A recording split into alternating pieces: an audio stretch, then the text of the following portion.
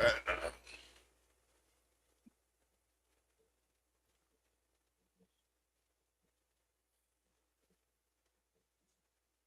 Hello, good morning, good afternoon, good evening, wherever you are in whatever geographical location you're located. Welcome again to the Movement Radio. This is the Movement Radio, your alternative radio station that is dedicated towards freedom, changing narrative, and empowering minds of the Nigerian people in particular and Africans in general. The Movement Radio, medium for liberation of the African minds. Welcome to our studio and welcome to our show for today. Our show for today is titled Truth on Fire. We will be dabbling into several aspects of issues going on around Nigeria and in Africa, and we will be focusing on the areas of positive impact towards the liberation of the minds of our people and Nigerians in Africa. Before we go on, my name is Alaba Pereira, and we are running live on several medium. We are running live on Facebook. We have the Movement Radio Facebook running live, and we have the Alaba Ferreira Facebook running live. We're running live on the two stations on YouTube, the Movement Radio on YouTube and the Manuel Ferreira on YouTube. Also, we are running live on Twitch, the Movement Radio on Twitch, and we are running live on 3X stations. Two are visual, while one is audio. It is that audio one that starts with the letter M, the Movement Radio, that you can join us to request a microphone to join in the discussions that we have. Today, our discussion is Truth on Fire, and we are ready to set it all ablaze. Welcome. So we're running three on X, one on Alaba Ferreira X, and the other one, the Movement Radio X, and then the audio one where you can join us for conversation, input, contributions on X. Also, we're running live on Instagram. On the Movement Radio on Instagram, or is it Alaba Ferreira on Instagram? I can't remember. But we are also running live on TikTok, the Movement Radio on TikTok. So be our guest, join us, uh, contribute, and have your say in these issues we have. Truth on Fire is the topic we going to be covering. It's going to cover various aspects. Welcome again to the show. The Nigerian election is eating up. A lot of madness have already started on X with people saying various crazy things, but we are here to focus on the positive. We want to liberate and empower the minds of the Africans and the Nigerians in particular. We are seeking a country where full citizenship strives, where justice strives, where freedom strives, where equity strives. That is our objective. Welcome. I have my colleagues here join on the studio. They're going to introduce themselves from Abuja, Nigeria, and from Lagos, Nigeria.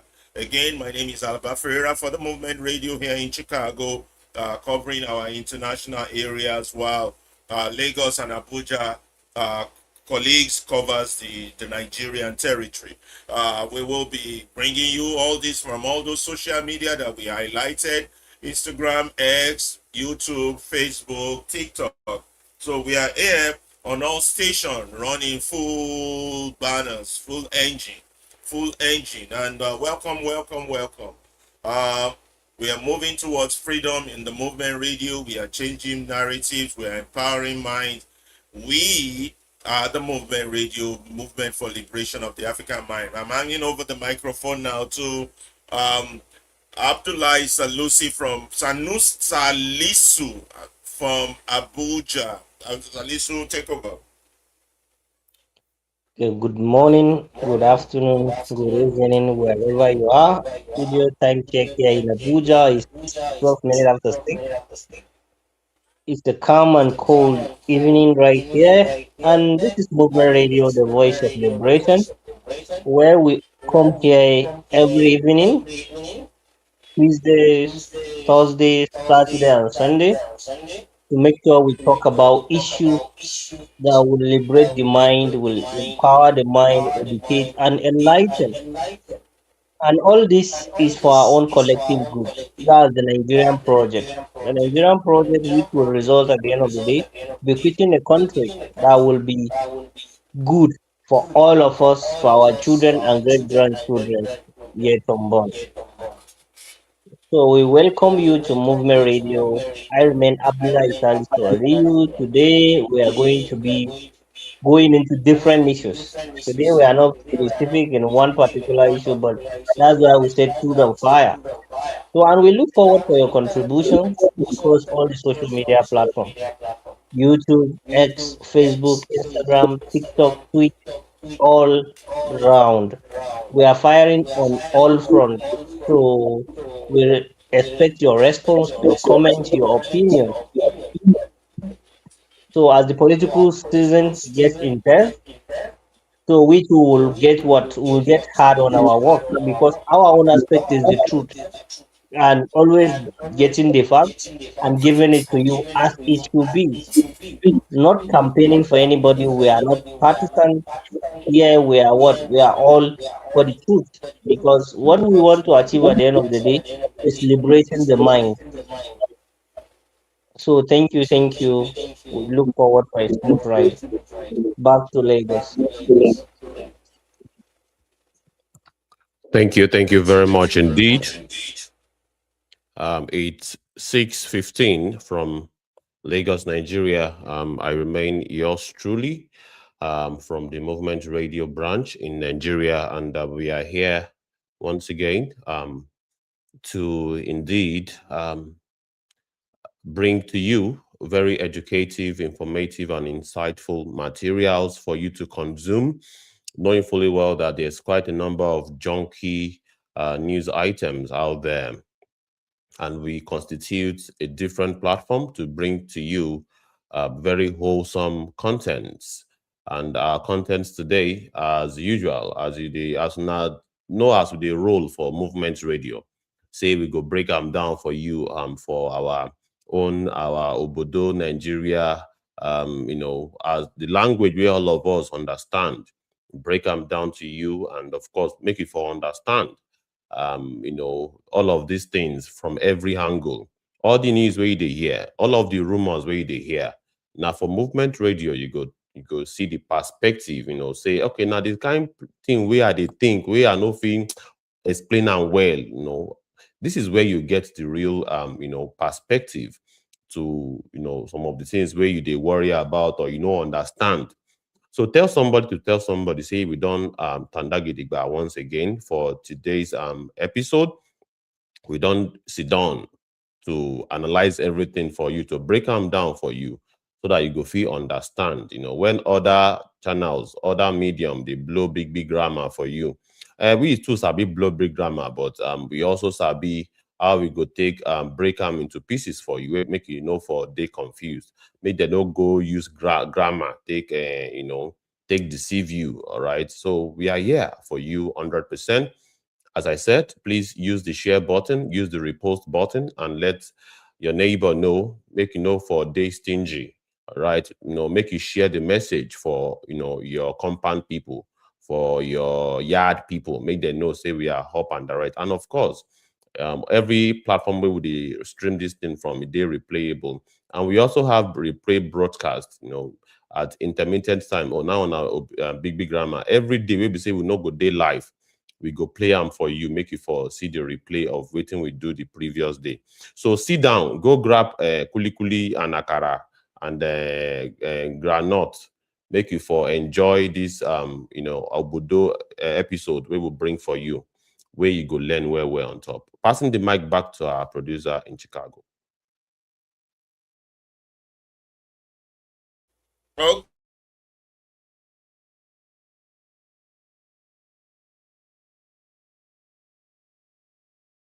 everybody knows about, written by George Orwell, Animal Farm. We believe that our political discussion their premises are based on the African farm, from revolution to freedom, from freedom back to enslavement. And the Nigerian situation is going in full circles regarding the animal farm. One Nigerian liberator fighter, Nnamdi Kanu, once called Nigeria an animal farm. But some erudite or educated or wise people kind of agree, respectfully to disagree, that if Nigeria was a zoo, then the zookeepers would have been arrested and would have been charged for violating animal rights. So Nigeria is not really a zoo, because in a zoo you have order, you have cages. The lion don't mix with the goats, the snake don't mix with the lizard and all that. But Nigeria is such a, we can't even call it a jungle, because jungle in itself has its own order, but Nigeria has no order, no rule of law, nothing. It's just it's if somebody can explain that country to you and you understand, then you must be totally insane. That's the saying we like to go by. So we want to share with you this perspective on the novel written by George Orwell, and then put it in context. We're going to do this twice. First, we just let the video play so you can listen to it. Then we're going to play it the second time, and then we're going to be pausing it in between to ask you one question. When they're talking about a specific character in that situation, who are the people in Nigeria that fit that character? That's what we want you to be able to tell us. If you don't give us an answer, we'll come up with our own answers. But it will be better if you give us some answers and make it interactive. So like we said, we're on YouTube, we're on Facebook, we're on Instagram, we're on X, we're on Twitch, we're on TikTok. We're everywhere where we want to educate, inform, enlighten, and help free the mind. The biggest weapon the oppressors have against the oppressed is their mind. And our minds have been captured in Nigeria. Nigeria is a country that has been struggling a lot, but the struggle is being mischaracterized as a pro-democracy one. It is not a pro-democracy struggle. The struggle is a struggle for liberation, whereby the liberation is waiting for people who are conscious, who are awake, who are not in a state of coma, who can reason, who have critical thinking faculties. Most of our colleagues don't. If you check what they're talking about on X and on YouTube, they just don't have that. Anyway, it's a struggle awaiting the conscious, and the saddest part about our condition is that Nigeria has been captured by a most rapacious class of evil men, of satanic men, of devilish men, I don't even know, have words to describe the level of evil that goes on in that country that we call governance. So that's what we are fighting against. We have only three problems according to us. Nigeria's problem can be summed up to one: collective silence. The movement radio is here to break that collective silence. And what is collective silence? You see evil, you don't talk. You see evil, you normalize it. You see evil, you justify it. You're part of that collective silence. Or you know that something is evil, but you are afraid to let the world know that that is evil. You are part of that evil. Or you are an enemy within, those who are the minions of this evil, those who defend it, protect it, support it for one reason or the other. The reason is usually they are benefiting, or they think they will benefit, or they hope they will benefit, or they are just plain ignorant. Those who support parties' loyalties more than their own family or personal interest. I've never seen anything like that. They support a party more than an Arsenal fan or a football fan or a basketball fan supports their team. It's like they support their party and they defy logic in their support. Like if anybody tells you he's a member of the APC, that person just lost their thinking faculty. And several of the other political party, PDP and all the other alphabets that exhibit themselves. Because we are not practicing democracy, we are practicing kakistocracy, whereby thieves are stealing everything they can steal from the country, destroying their own country, and running to another man's country to seek salvation there, or begging another man to come help them as if they are little children. So we have the enemies within. Those ones are the largest among them, very large number. Some are even enemies. They don't know they are enemies. They come on here, on X, on YouTube, on Instagram, speak big English, big grammar, confuse issues, instead of them to be the light that educates the masses that the direction we are going is not the right direction, so we can redirect our people and our people can be free. They are the ones, the educated ones, the miseducated ones. Right. Is that Rodney? I can't remember the author who wrote the book on miseducation. This man talks too much. I better stop talking so that the book can start on the pidgin version. Yeah, we just don't do English here. We do the pidgin. Pidgin is a broken English speaking by most Nigerians. We try to break it down to the simplest language so that people in our country can understand. And the last group of enemies we have are the big man. Those are your politicians. Those are the one running the country the same way the whites ran apartheid, the same way the whites ran segregation, the same way the whites ran slavery. Those are the big men because they are big men. They run the system and they've done so much damage to the system. It's beyond words. So we will share some articles with you down the line, but first we're going to start with videos. And here's our first video. Thank you again for joining us. We appreciate you joining. I've seen a lot of people join us already on TikTok. I've seen some people join us on X. I've seen some people join us on Instagram. So we just give a few shout out before we start our video. To Dubuson, sorry if I damage your name. Ayola Falsas, we thank you. Kike Lomo, we thank you. And then Sunshine, we thank you for joining us. Big Sean, we thank you. James, we thank you. Jacqueline Brown, Radnif, Rafaline, Stan Blue, Anuja, Charity, Mama, Rocky, Twin One, New York City, Flood Week, Atolis, Kompachaka. Sorry if I damage your name, I totally apologize. Zodi, Toyo, PL, Nadoye, Pingo, Tails. You always warn me that this reading the names on this TikTok is not going to work because there are too many people there that I kind of keep. Okay. That's quite a lot of people there. But thank you all for joining us. Sorry I can't see your names on YouTube and Facebook, but thank you all the same for joining us. So let's share this video with you and then we'll get the program started. Thank you.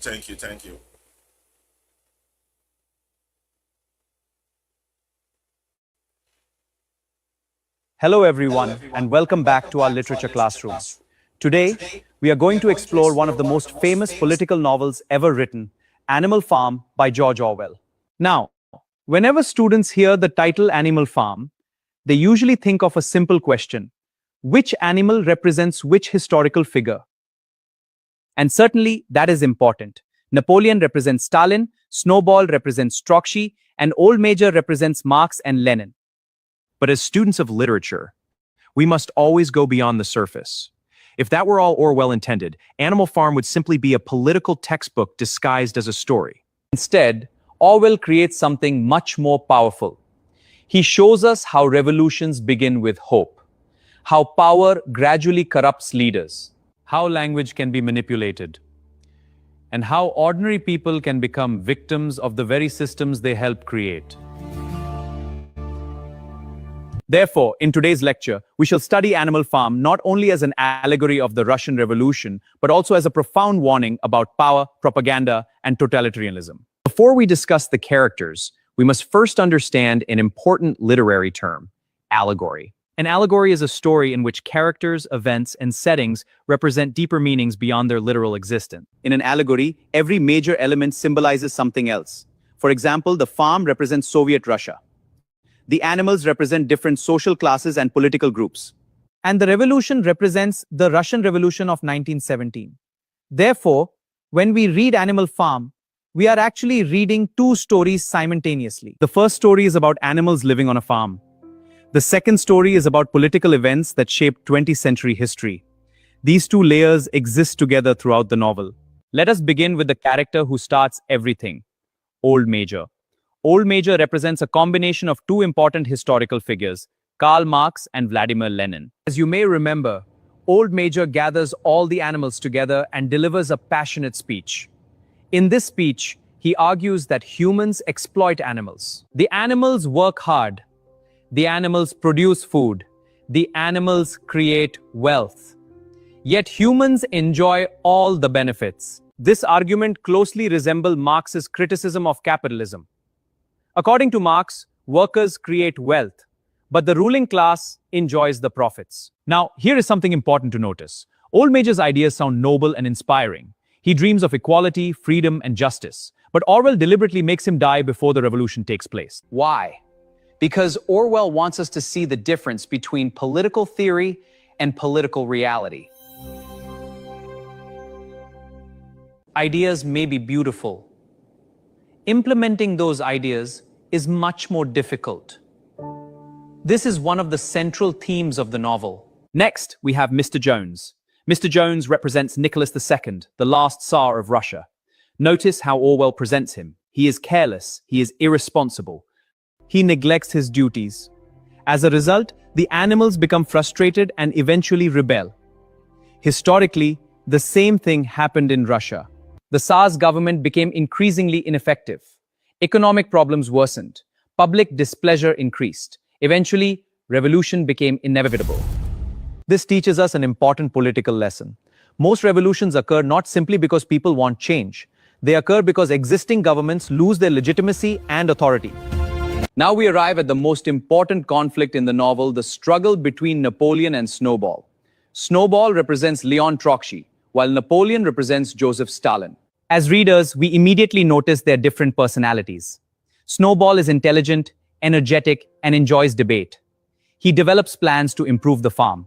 Napoleon, on the other hand, is quiet and calculating. He rarely speaks. Instead, he focuses on gaining power. Students often assume that intelligence automatically leads to success. Orwell challenges this assumption. Snowball may be more intelligent. He may have better ideas. But Napoleon understands something more important.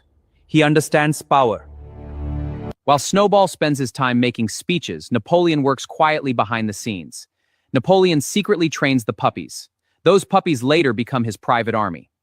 When Napoleon uses the dogs to drive Snowball away, Orwell is symbolizing Stalin's removal of Trotsky from Soviet politics. However, notice something fascinating. After expelling Snowball, Napoleon adopts many of Snowball's ideas. For example, he eventually supports the windmill project. This shows us that Napoleon was never truly opposed to the idea itself. He simply wanted complete control. And this is one of Orwell's most profound observations about politics. Sometimes political conflicts are less about ideas and more about power. Now, let us turn our attention to one of the most dangerous characters in the novel, Squealer. Squealer represents propaganda and state-controlled media. If Napoleon controls the government, Squealer controls public opinion. Throughout the novel, whenever Napoleon makes a controversial decision, Squealer appears to explain why it is actually beneficial. At first, the lies seem small. The pigs need extra milk. The pigs need extra apples. The pigs deserve special treatment. Gradually, the lies become larger and larger. Eventually, Squealer begins rewriting history itself. This is extremely important. Totalitarian governments do not merely control the present. They often attempt to control the past. For example, Snowball's heroic actions during the Battle of the Cowshed are later erased and replaced with false stories. Similarly, the 7 commandments are secretly altered. Consider this famous example. Originally, the commandment states, "No animal shall kill any other animal." Later, it becomes, "No animal shall kill any other animal without cause." Just 2 extra words completely transform the meaning. Orwell wants us to understand that language is power. Whoever controls language often controls reality. Now let us discuss my favorite character in the novel, Boxer. Boxer represents the hardworking working class. He is physically strong. He is honest. He is loyal. And unfortunately, he is too trusting. His first famous motto is, "I will work harder." And his second motto is, "Napoleon is always right." At first glance, these seem admirable. Hard work is usually a positive quality. Loyalty is usually a positive quality. However, Orwell demonstrates that even virtues can become dangerous when they are not balanced with critical thinking. Boxer never questions authority. He never challenges propaganda. He never examines whether Napoleon deserves his loyalty. As a result, he becomes easy to exploit. The most heartbreaking moment in the novel occurs when Boxer becomes old and weak. After years of service, he expects care and support. Instead, Napoleon sells him to the knacker. The horse who built the farm is discarded once he is no longer useful. This scene reveals Orwell's devastating criticism of totalitarian systems. Let us now consider the dogs. The dogs represent Stalin's secret police. Historically, they symbolize organizations that enforced obedience through fear and violence. Notice what happens after the dogs gain power. Debates disappear. opposition disappears, criticism becomes dangerous, fear replaces discussion. This is a hallmark of totalitarianism. In democratic societies, leaders persuade. In totalitarian societies, leaders intimidate. Orwell shows us how quickly freedom can vanish once fear becomes a political tool. Now we come to the final chapter. And here Orwell delivers his most powerful message. As the story ends, the pigs begin walking on two legs. They wear human clothes. They drink alcohol. They socialize with human farmers. In other words, they become exactly what they once opposed. The revolution promised equality. The revolution promised freedom. The revolution promised justice. Yet the new rulers become indistinguishable from the old rulers. This idea reaches its climax in one of the most famous lines in world literature. As literature students, we should recognize that this statement is logically impossible. No one can be more equal. The sentence deliberately violates logic. Yet it perfectly captures the hypocrisy of authoritarian regimes. They continue to speak the language of equality while practicing inequality. Through this final transformation, Orwell warns us that revolutions can fail when power becomes more important than principles. So, class, what is the ultimate lesson of Animal Farm? Is it simply a story about Soviet Russia? No, it is much more than that. It is a story about the corruption of power. It is a story about propaganda. It is a story about the manipulation of language. It is a story about the dangers of blind loyalty. Most importantly, it is a story about how revolutions can betray their original ideals. Orwell reminds us that freedom requires vigilance. Citizens must question authority. They must examine political language critically. They must remember history accurately. Because whenever people stop thinking critically, whenever propaganda replaces truth, and whenever power becomes concentrated in the hands of a few, the same pattern begins again. The pigs move into the farmhouse. The slogans remain. The promises remain. But freedom slowly disappears. And that is why Animal Farm remains one of the most important political allegories ever written. Thank you for joining me in today's lecture. If you found this analysis helpful, do share it with fellow literature students, and I look forward to seeing you in our next lecture on another great work of literature.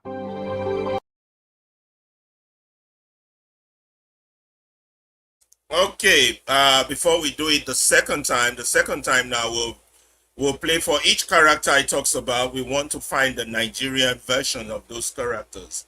Do you think we can do this? We want to, translate Yeah, that story. absolutely, we can do it. Yeah, so if you're out there and you're listening to us and you want to join this conversation, please feel free to type your comment or pick up a microphone on X and join us. We want to take each character one by one from the beginning and say, what is the Nigerian version of these and where we are? And I want us to, if we are picking characters, let's take it as far back as we can, from 1914, 1960, not just current characters. Both current are good, but we want our people to have clear understanding of what a storyline is. Majority of our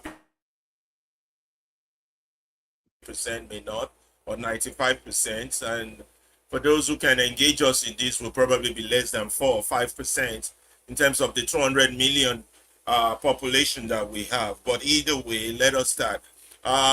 Before we start, comment from my colleagues on the studio regarding this Animal Farm presentation. Ibukun, you want to go first? Your comment before we start. Yes, this Animal Farm now literature we be saying a book where they very very important, where describe the games where they happen for society, between the strong and the weak, and different classes of society, different category of people for society, and the roles that they can play. All right, I call it power play, really. So that book, now written that they call allegory. Maybe say they talk about they talk about animals, but the real meaning of it has more, more meaning than just the animal. It translates to some things in real life, and we go break them down for you. All right, we go give you example of it in our society in Nigeria.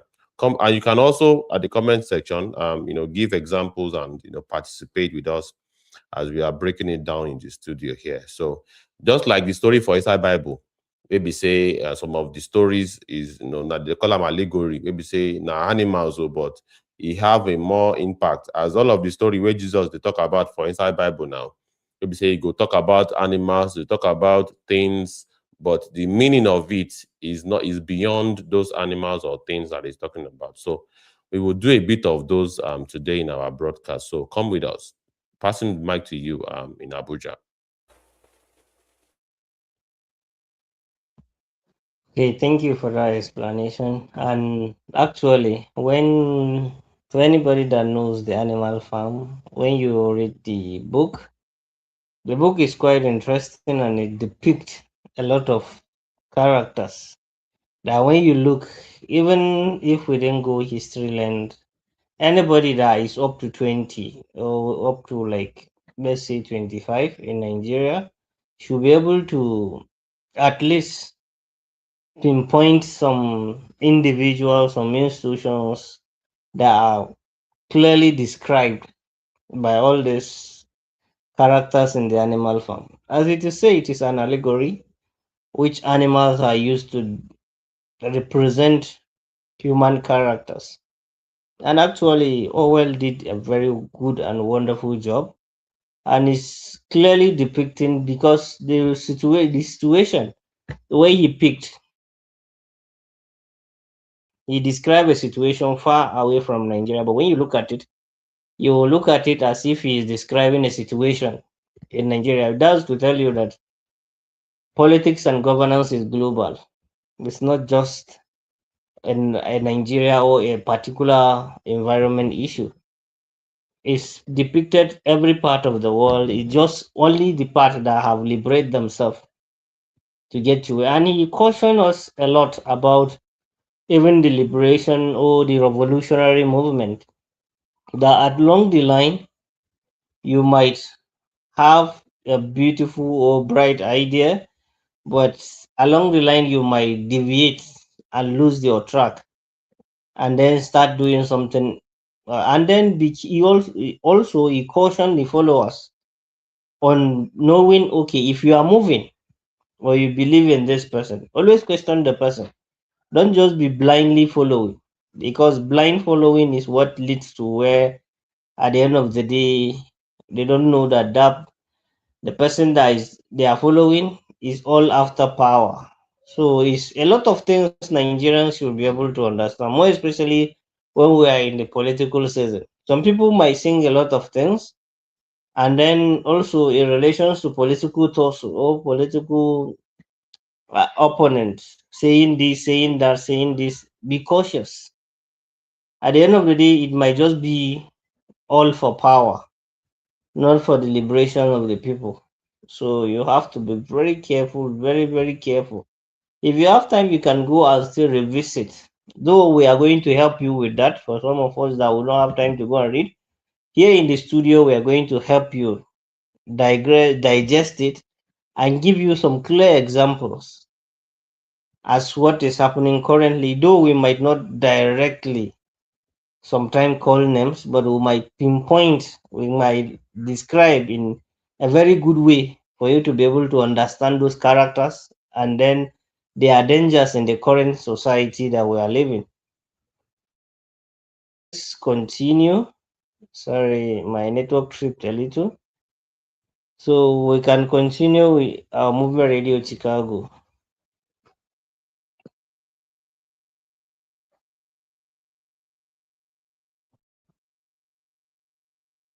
Okay, Salis, thank you for that, Abdullah. But I'm going to disagree with you on one thing. As we play it bit by bit again, if we know names, we are going to mention names. If we're going to make our allegory compare if we know names, unless we don't know.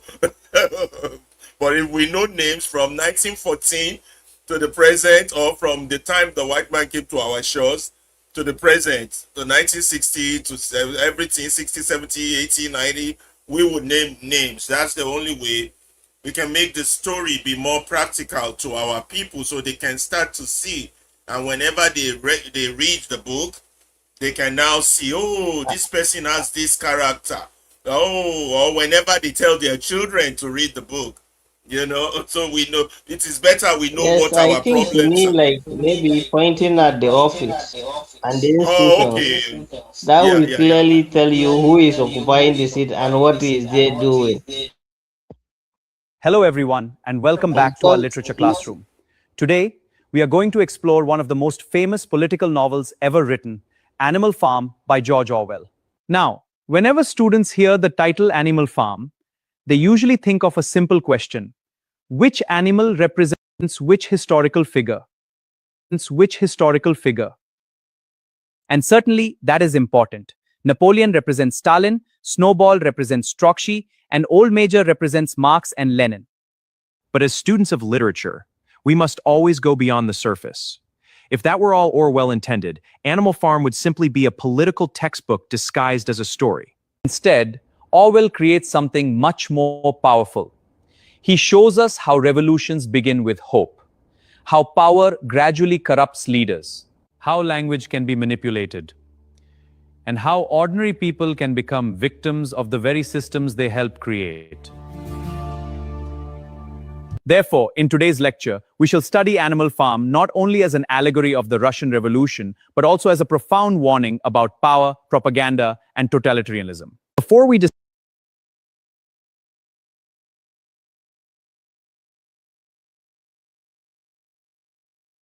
Hello, everyone, and welcome back to. Let's first understand an important literary term: allegory. An allegory is a story in which characters, events, and settings represent deeper meanings beyond their literal existence. In an allegory, every major element symbolizes something else. For example, the farm represents Soviet Russia. The animals represent different social classes and political groups. Nigeria. The animals will be our people, of course, and whoever we have contact with. Let's go on. Abdullahi and Bukun, anybody disagree on that before we go on? Yeah, absolutely. I agree. no, no, that's Hello, everyone, our and that's welcome back to Nigeria our is literature. our own. Nigeria is the land, right? Because we want to take Yes, people is along the as we land, start. and yes, Hello, everyone, and welcome Sorry. back to our literal existence. In an allegory, every major element symbolizes something else. For example, the farm represents Soviet Russia. The animals represent different social classes and political groups. And the revolution represents the Russian Revolution of 1917. Therefore, when we read Animal Farm, we are actually reading two stories simultaneously. The first story is You guys consider the revolution our independence, or we've not had our revolution yet? We have not had our revolution. Yet. So what would you now, in relation to this story of the animal farm, what would you now call our independence? What would our independence have not factored in yet? I It would has not say been that. factored in. We can't factor Yeah. that in yet. Okay, so we've not really. But it seems But as that though might be you are that starting might from the be. beginning. Go on, Ibukun. You operating the tab. It seems as though Yeah. you usually start from the beginning at every single time instead of Yeah, pausing because it. I don't know how to pause it. I can't. I tried. Wow. Hold on. Maybe if it were on YouTube, I could pause it. Let me see. Let me see if I can get it on YouTube. Maybe it would be easier. Yeah, but so you are saying that we have not had a revolution yet, but can our Yes. independence be partial revolution? We're Because going to face it from a our questionary independence perspective was like not this. a revolution. It was negotiated for. Okay. So So because we don't want I to be want to guilty call of I false want I no no revelation. Ibukun, I want to call Mr. Jones, the farm owner, the colonial masters. What do you think, Abdullahi? Would that be wrong? The colonial masters, Are they not the Mr. Jones, the farm owner, the man who owns the farm at the initial stage? What does Abdullahi think about that? We could debate this thing. It should be back and forth. Let's make it interactive. Yes, let's make it interactive. Sorry. I think we can Nigeria, I think to me also, we just had partial revolution because revolution, I think in true sense of it, we don't have it yet. Because even as of independent, if you look at not only in Nigeria, across Africa, because even the words of our past heroes actually depict that we are not yet we are don't get revolution. We just like get partial freedom. So we have to move towards our own actual revolution, and which we didn't get it yet. So who is Mr. Jones? None of you have answered that question on in this storyline. I mean, who is it? Is it the British Empire for the Nigerian contest? The architecture of the Orient. Who is Mr. Jones? We got to think. We want to compare. Yes, I think the British Empire is the owner of Nigeria. The context of Animal Farm. Okay, I found it. I found it on YouTube. Hello, everyone. Okay, good. Okay, I found it on YouTube. Good. I'm gonna go share it on YouTube. Hold on, guys. I'm gonna move on from. So we agree that for the sake of today's story, Mr. Jones would be the British, right? Yes, Farm. they are Yeah. because We are actually they reading are the two ones in stories control. simultaneously. Okay. Okay. So you then our argument is that we have like partial independence, right? Partial revolution. Yes. Okay, let's go back to the story. I'll be pausing it as we get along, okay? So that we can ask those questions and get some answers. Please, if you're listening to us and you want to contribute, please shoot out your question on the comment section and we'll be able to discuss it. We don't have a monopoly of information here. Okay. Before we discuss the characters, we must first understand an important literary term. Revolution represents the Russian Revolution of 1917. Therefore, when we read Animal Farm, we are actually reading animals living on a farm. The second story is about political events that shaped 20th century history. These two layers exist together throughout the novel. Let us begin with the character who starts everything, Old Major. So who is our own old major?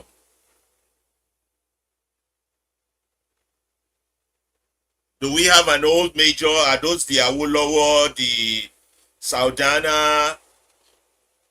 Or you won't even give them the title of old major? Ibukun, what's your take on that? Yeah, I believe those characters, we can name them the old majors, really. But they were not visionary enough as the real old major in this case. I don't know. Do you agree? But we have to lie. Chip in. Let's make a they've got discussion. vision. Some school of thought will believe that they've got visions, you know. I think there are some of them are while some not, and I think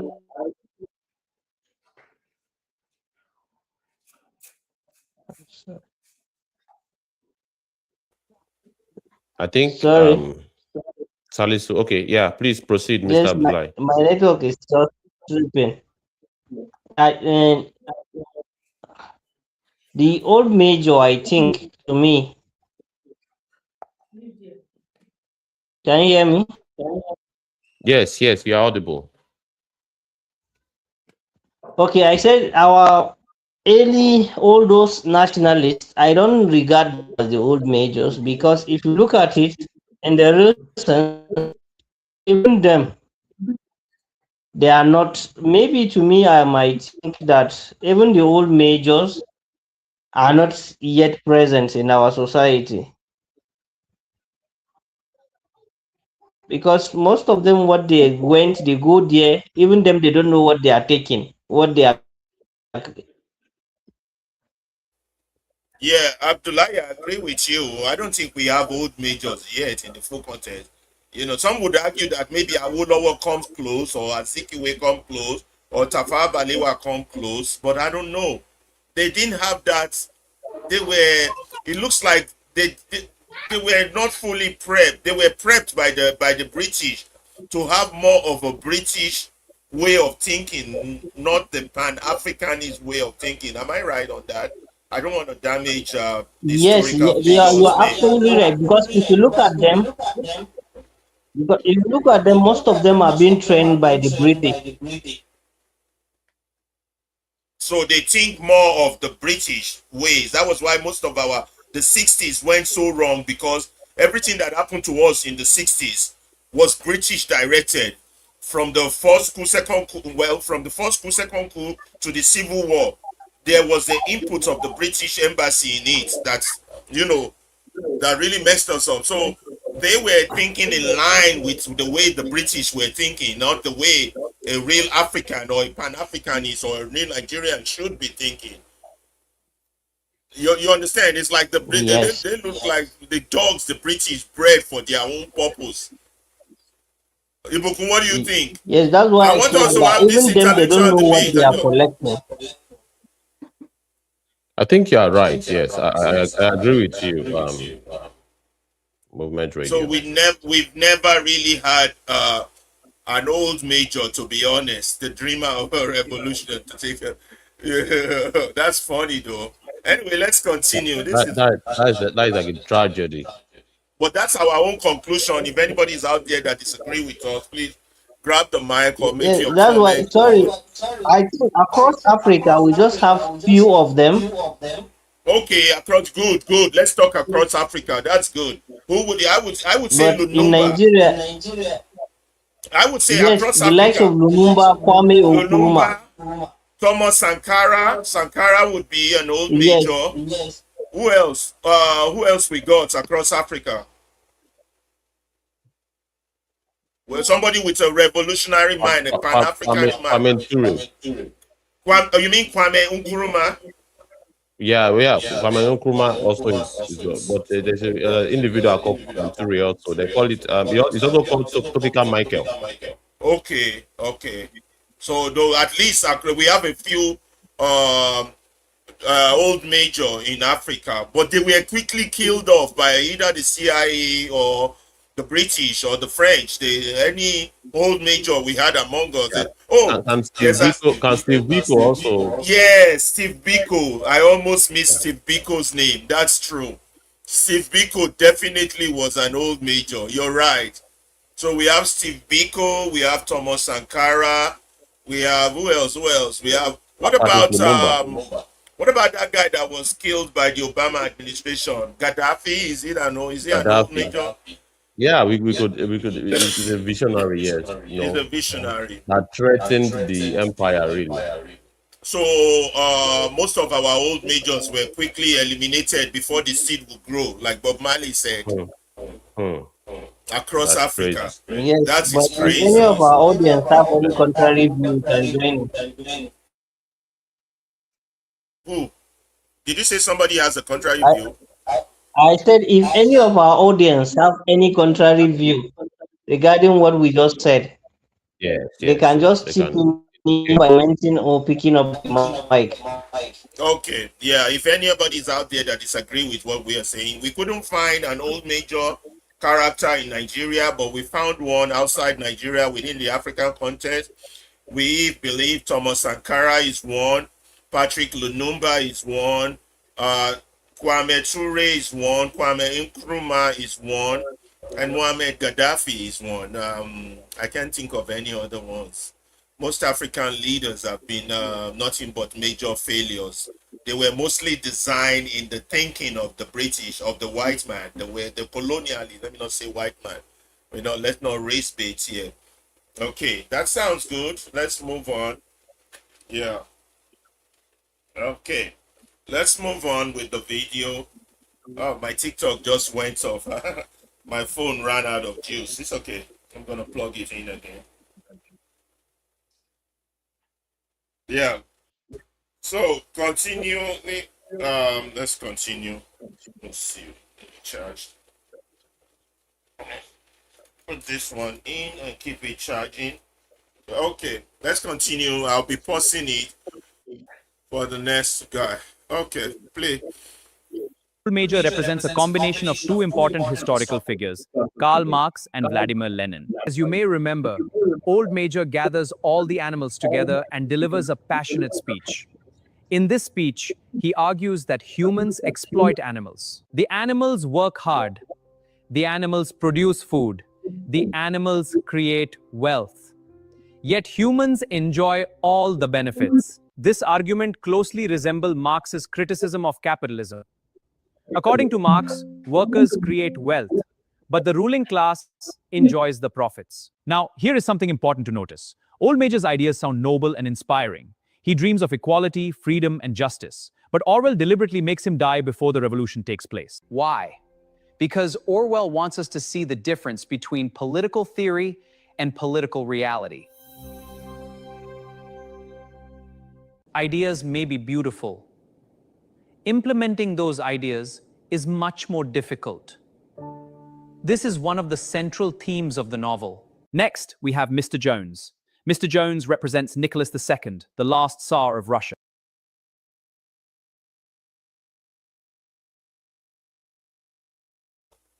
Did you guys hear me on that one? That is Well, great. yeah, all the color, whether the British Empire, the French, the yeah. Okay. Okay, let's go. Colonial government and military dictatorship. And military dictatorship. Okay, good. Let's continue. Notice how Orwell presents him. He is careless. He is irresponsible.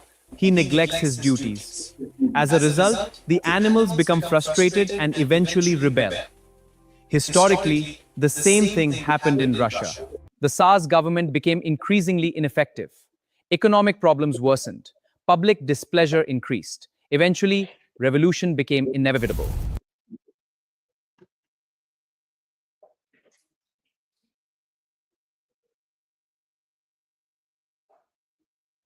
On, guys, I was saying that in the Nigerian context, would you say Nigeria have we ever rebelled, or we're still waiting for that day?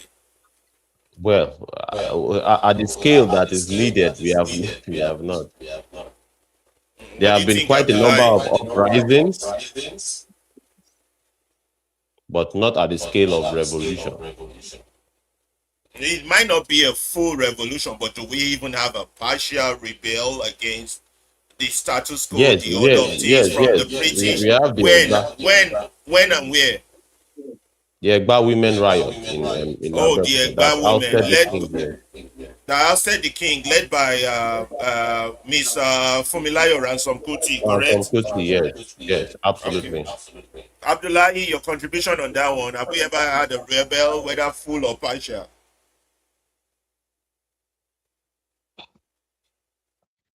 Revolution. I think to me, I said yes, we can say that we have some partial revolution, but along the line, it was like hijacked. It was hijacked by by the state, Which one because do you have in if you look which at, one do you have in mind, Abdullahi? Which rebellion have we to had? me, I think even the civil war in Nigeria, I take it to be like a revolution, because what was happening then, it was some kind of injustice. So trying to get out of that injustice, or trying to get justice, I think to me is a revolution, because revolution, most of the times what results to revolution is as a result of too much injustice in the system.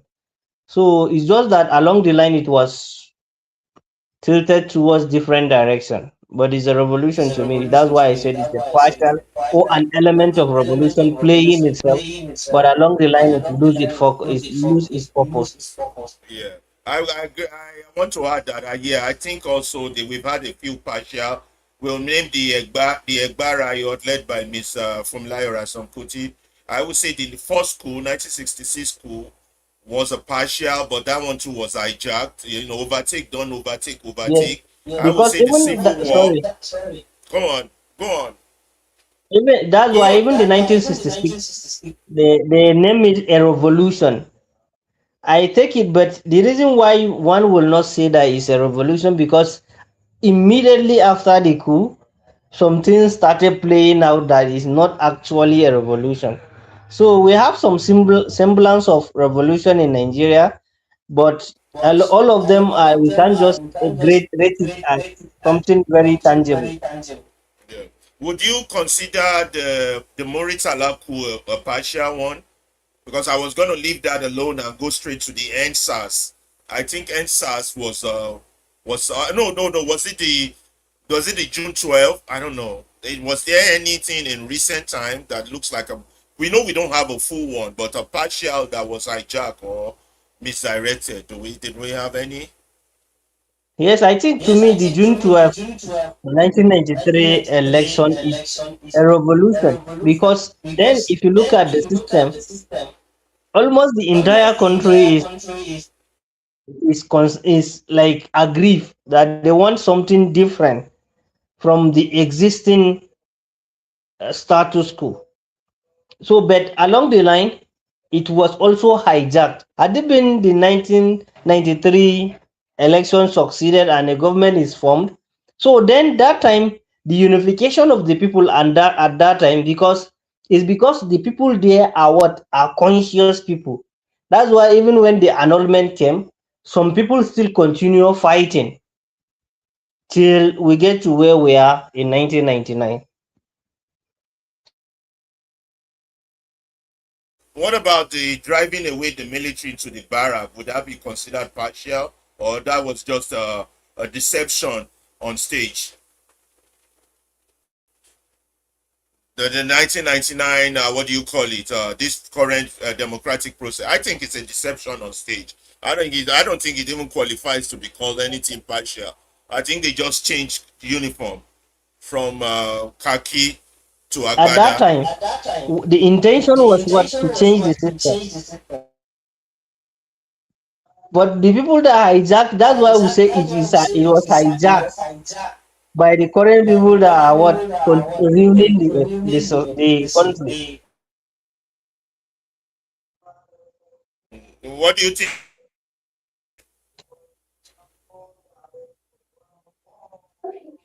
I think by and large we are right.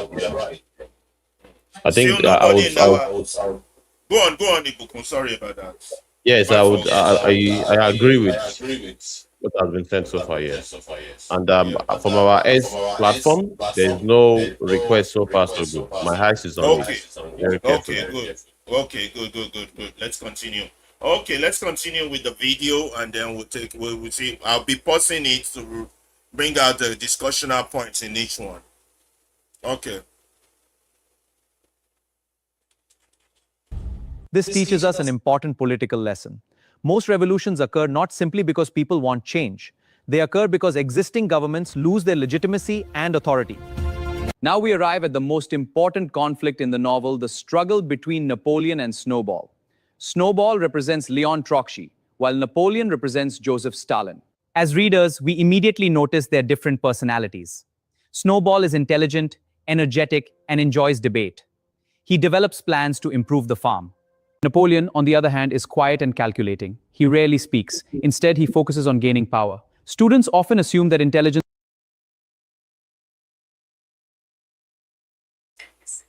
So, do we have a snowball in the Nigerian community since history started?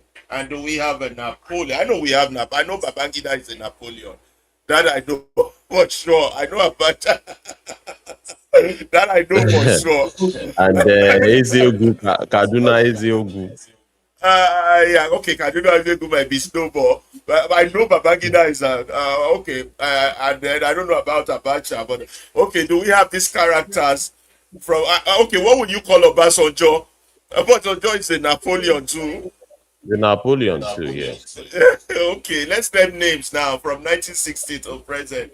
Do we have a snowball and a Napoleon in the Nigerian context, guys? I like this conversation. It's kind of good. We're breaking down history as well. Where do we categorize the likes of Awolowo Okay, that's a good question. Well, Abdullah, you want to answer that? How would you classify Awolowo? and Nnamdi Azikiwe and Ahmadu Bello? I think we already answered that question earlier when we Yes, said they were not then we have already put them where they are. where they are. They said they were not revolutionary. They had the mind frame of the Yes, they're like the colonizers. reformer. Yes. Yeah, they didn't have a revolutionary mind. They were trained to take over from the colonialists, and they were not fully pan-Africanist like we would expect them to be. I think we already answered that question. Okay, name some other characters that have ruled us that we could classify as or attempted to rule us that we could classify as Napoleon and Snowball. I know Babangida is that one for sure. Who else? Who else we got? What about Bacha? Should we go down the list from beginning to the end? Or there's no need? Yes, We I just think classify all of no, them I as think Napoleon. there is no need for that. By their character and their delivery, you can actually say where they are, because if you look at it in the real sense, most of them at the end of the day, when they get power, they becomes who they are truly. So you can all say that they are what most of them are Napoleons in a real sense. So I think the snowballs are the ones that are like really to find. Though some maybe we can say some of the people that make the attempt, like the MKO and the rest, you might say they have yes brilliant idea, they have all the things that we need, but along the line, the Napoleons take it over because they are always smart and calculative. Because smart not as say that intelligence, no, but they are what they are very calculative. They know when to strike and when to pick it. They're very corny. I would say for historical purpose of young people listening to us, Nigerian young people who don't have strong sense of history, and because history has been taken, I think we should start from 1960 and just name, okay, this leader that took over from this Napoleon, just for historical. I think we should start. You know what's that Pengite song? Azikiwe lọ tán Obalewa lọ tán. I think we should do that rundown till present and just tag them either Napoleon or Snowball. The most of them are Napoleon anyway. Let's start with who's the first? Who was the first? Was it Azikiwe or Balewa? Who was the first? Yes, Balewa was the president, was the prime minister. Then Azikiwe is the ceremonial president. Let's do it like the way Napoleon, partial Napoleon, because they weren't that bad people. I know Balewa Yes, wasn't a bad person. Partial Napoleon. Or time never let us know. They didn't stay long enough for us to know. I don't know. yes.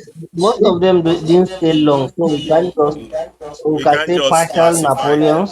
partial Napoleon. Then let's go to who's next after them. Unrosi. After Unrosi. yes, Partial Napoleon, right? For Unrosi. yes, Go on. I would say full Napoleon. I might be yes, wrong on because that. he have all the time. He has all the time, yeah. Then Moritala, we can say that one also a partial Napoleon because National him too stay only Napoleon, 6 months. 6 months, yeah. Obasanjo, full Napoleon. Yes, Who came after Obasanjo? Shagari. Shagari Only as a civilian president. partial Napoleon. Napoleon, yes, But then comes Buhari, full Napoleon. Buhari actually, definitely full Napoleon. Babangida, those are soldiers of fortune. All those boys are yes. nothing but soldiers of fortune. I don't think they even have any zeal of patriotism in them at all to even be soldiers. Because coup after coup, but Coup nothing after coup, changed. ain't nothing national about their purpose. It's just personal, just for them to go make money, and everyone else can go to hell. Okay, we got it up to Babangi, up to Buhari the first time. Who came after So Buhari? then Anybody remind me? Babangida, Okay, Babangida after Buhari. With That's that full 6 years Napoleon. took over Buhari. Then a Okay. temporal transition government of 2010, then Abacha picked it up. Uh, who's next Abacha after? took it up after Babangida Oh, Abacha full because Napoleon. Okay. then we come into then the Who's transition of the 1999 yes? Who followed Abacha? where Obasanjo come back. Leon, that man had twice, two chances to fix things. Just messed up. Uh, who came after? Is that Good Luck, or there was somebody else before? Yeah, yes, that's Yaradua and Goodluck Senior after What would you Obasanjo. partial? I would say Yaradua partial. Yaradua was Yes, a good one. actually, yes, we can make say that it's a partial Napoleon role. Good Luck Jonathan, full Napoleon. I don't care what his supporters say. Good Luck Jonathan is Because full you have Napoleon. 6 years to fix things, but it didn't work. Then Doing Buhari now. again. Forget his historical thing. Look at what he's doing now. Then Buhari again. What do we have? Full Napoleon. Oh, that's sad. Then And to the present administration. wow, that one is even worse than full Napoleon. Full Napoleon, CIA agent, everything you can go. Got that one. Emilio Khan. Okay, I think we go on through the list. We can go on now. It's always good Yes. to talk about this thing. You never know who's listening. The young people might be listening. Most of them don't have a sense of history, and one needs to educate them. And then Nigeria has an habit of rewriting history. I don't know if you all been noticing that happening lately. Yes, you know, when you look at all the that's the biographies of the former head of state, and you look at it, and from the reality that happened, you see a lot of things, contradictions.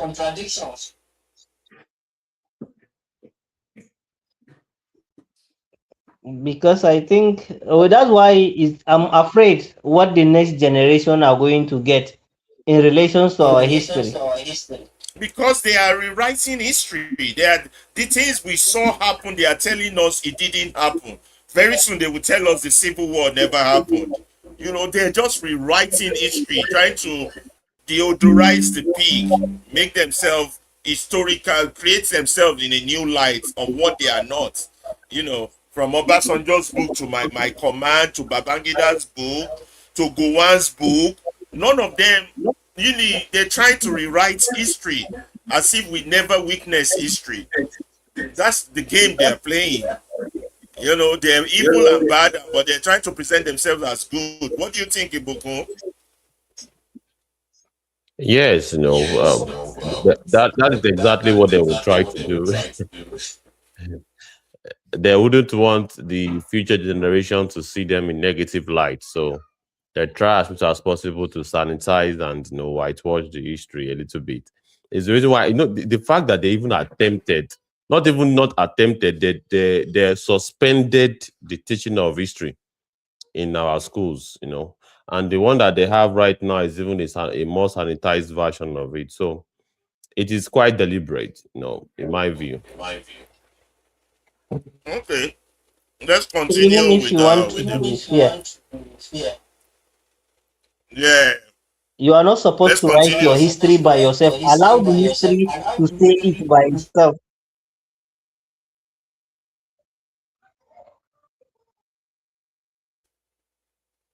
That not in Nigeria. Nigerians, they write history by themselves and change it.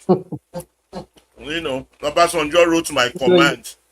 He didn't include that when So the car you are struck, the he judge in was your own hiding. case. Yeah. Anyway, let's go on with the video so we can go think. Where are we? Where's the video? Let me press play.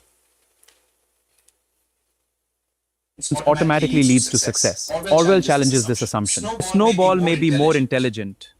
He may have better ideas. But Napoleon understands something more important. He understands power. While Snowball spends his time making speeches, Napoleon works quietly behind the scenes. Napoleon secretly trains the puppies. Those puppies later become his private army.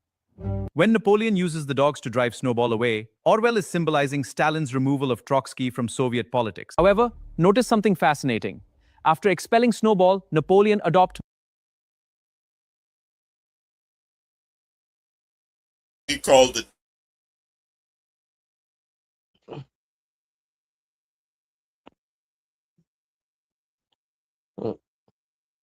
I didn't get you. Sorry. The dogs in this story context. Who are the dogs in Nigeria? Who were the That dogs?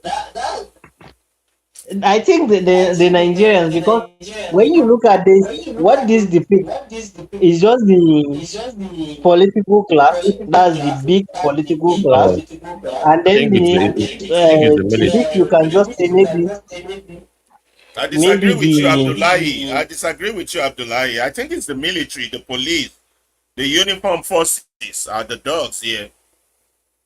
but They've been trained only to protect the political elites. They're not.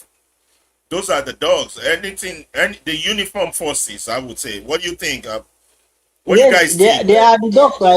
That's the dogs. But I'm trying to say in this context, the the Napoleon is those big political class.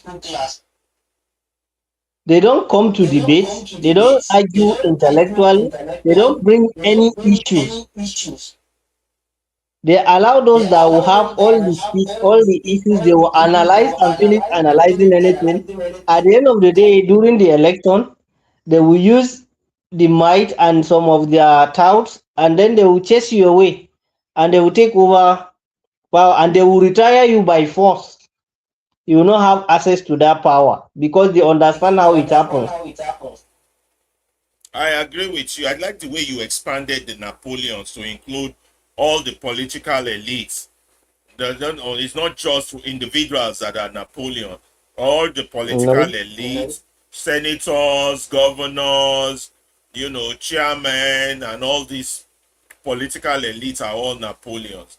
And I would say the dogs in this contest will be the uniform forces, army, navy, soldiers, police. Their primary purpose is never for the country, it's for Yes, the political elites that train them. yes. The dogs are any person or any institution or any form of union that the state used to maintain its own existence. They are all dogs. So that means the journalists, Nigerian Union of Journalists should be included, Nigerian Bar The- Association, the judges, the educated ones, all these Yes, educated I think they people, are because they are all the state dogs use too. you in one way or the other to maintain and then chase away the good candidate or the good individuals that should come and fix, because all what you are all beneficiary. The expectation is what when the Napoleon got it, you all got it, but you don't know that along the line when they got it, they are going to what you will still come back and suffer with those that did not you even chase away. I like the fact that we are including the journalists as part of the dogs. We don't have a media. That's why But I we're think they also have their own place. The squaller. you, I think oh, They have their own place in the front where they call them I forgot yeah, the you name see, because I read the book quite a while ago.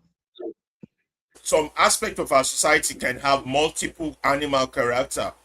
They could be dogs in some certain areas, like the judges making political decisions, or they could be squealers and experts of Yeah, propagandas and all the yeah, those mockeries squealers. and co. So the squealers are the media and the office of the ministers and the commissioners of information and the and media aides of all the political office holders, all the political elites. Those Wait, are the squealers. Abdullahi, wait. Let's not get ahead of ourselves. Let's get there first before we start throwing out their names. We're not there yet. Let's get there. Let's continue the play and then. many of Snowball's ideas. For example, he eventually supports the windmill project. This shows us that Napoleon was never truly opposed to the idea itself. He simply wanted complete control. And this is one of Orwell's most profound observations about politics. Sometimes political conflicts are less about ideas and more about power. Now, let us turn our attention to one of the most dangerous characters in the novel, Squealer. Squealer represents propaganda and state-controlled media. If Napoleon controls the government, Squealer controls public opinion. Throughout the novel, whenever Napoleon makes a controversial decision, Squealer appears to explain why it is actually beneficial. At first, the lies seem small. The pigs need extra milk. The pigs need extra apples. The pigs deserve special treatment. Gradually, the lies become larger and larger. Eventually,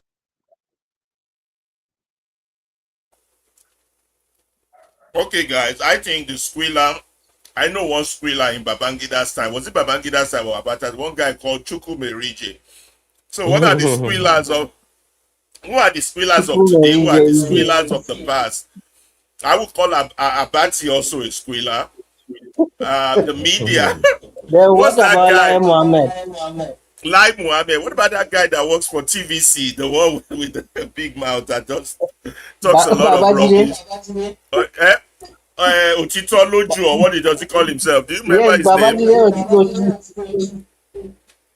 Those are terrible squeal, and he looks like a squealer for real. Just look at his mouth. Who else are the squealers? Ureno Mokri.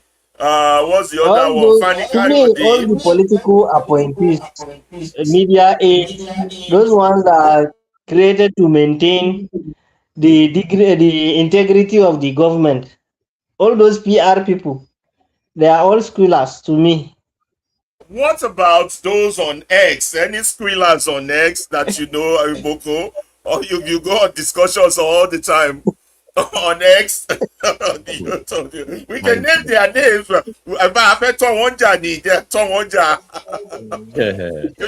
Any squealers? There's one guy I know. There's one guy I know that called Doggy or whatever he calls himself, or is it 10 over 10? And there's some morons out there. Doggy and Magnum. There's another one that calls himself Comrade. It's mindset too. Mindset too. Name them, I beg. Which ones you know? Abdullahi, which squealers you know on X? Make we name them so they know themselves. Me, it has been a while since I stopped joining any Twitter X space, because since I think 2023 when I had some issue with some, so I left them with their madness. I only comment and write some things. I don't. I believe that Dr. Damage too is also a squealer. I'm sorry. VDM. Well, VDM is not on X, but VDM is a squealer too. Renify, And there is one great aspect that we skip, I think, where he's saying that sometimes political battle is not all about a real idea, but who controls it. Because if you look at all those people that are fighting that, okay, we will not sell the refinery, we will not remove subsidy, we will not do they are just fighting with those things, not because there is who will control, who will benefit. That's what the ruiners are doing. Either PDP or this party, they are fighting that this person will not do this. At the end of the day, when they come into power, they will do it. So all they are doing is that they are not doing it for you. It's who controls. Just like the Napoleon is doing. That after he chased away the snowball, he then implement the policy. He's telling you that in Nigeria, even though some of them that you think they are not going to do this, when you chase this one away, as far as the system continues like this, they are just like, okay, let me not allow him to benefit from it. Would you, sorry, Abdullahi and Ibuku, would you guys consider Okibaloye a squealer? Yeah, in some sense, but it may not know that he is indeed a squealer. But in some So sense, that means we do have a lot of squealers among us. I know a few also. Yeah. I know a few on YouTube. I know this guy called True Niger, forefather, he calls himself. I know one guy called Ovie. He's a squealer. I know one guy called KG. He's a squealer. Let me see a few ones that I still know on YouTube that are squealers. Anytime they think they have a microphone, they see themselves as superstars, and then they start blotting out poisons to the people. Poisons or from poisons, propaganda or for propaganda. Oh, there's another guy called AY. There's another guy. There's so many. So many of them, these squealers. So it's not just the Fani Kayode or the Reno or Mokri or the Buwalas that you should be worried about. There are squealers among us every day. And that's why sometimes I don't want them coming into our studio when we should be using that either they call in or because some squealers I won't let them in here because all they spill is poison. Abati is a squealer. Okibaloye to me is a squealer. Who else? Who else does propaganda? Who else you guys know? Or you boys are I afraid think to most, mention to me, names? most of the media presenters in Nigeria, those OAPs that will come and explain, and those public commentators, that at the end of the day they will come and they will be justifying what is happening. I think if you are justifying injustice, you are a squealer. Either you are a public commentator, public analyst, or an OAP. You are a On squealer X, to me. on X, mindset is also a squealer. And they look for these people trouble. And we'll go report us for X make their banners. Doggy is a squealer. Oh, but those people like Doggy, Comrade, or all those fools on X, those ones have no intelligence. So one man to mow is a squealer. But those ones are squealers without any intelligence, no brain. So mentioning them is even wasting your time. You understand? If you're going to mention squealers, at least you want to mention squealers with intelligence. At least you can give it to Buwala, you can give it to Reno Mokri, you can give it to Abati. Sometimes me is the reason why I prefer giving their character is because some of them might disguise along the line. They will say, okay, they will change all this, but and individuals keep changing because to me, I believe is the system that is creating those people. So when you give out their characters, so even if these people left or suddenly they go down the drain, so those characters will still be exhibited by other individuals. So people will clearly see that, okay, if you see anybody exhibiting this character, so he's a squealer. That's the character of squealer. Squealer always what? Try to explain the bad decisions or bad policy of government to make it look like what it is good. That's the only option. That if we cannot do this, just like okay, without if we did not remove the subsidy, or if we did not do this, if we did not increase, if we did not do this, all those people that are justifying the injustice or the wrong policies of government are what are squealers. So that's why even if this administration goes and another administration comes, or if anybody left office and someone comes and is still doing that, he is a squealer. So the squealership is not an individual, but is what a character that one will exhibit, and that makes him that person. I wish some those listening to us can just text in, call in, give us some more names of squealers that they know. Like, well, we should mandate everybody to give us at least 5 names of squealers they know. Anyway, we continue the video while we're waiting for people Yes, to let's pick up continue. the mic. Okay. Yeah. The squealer begins rewriting history itself. This is extremely important.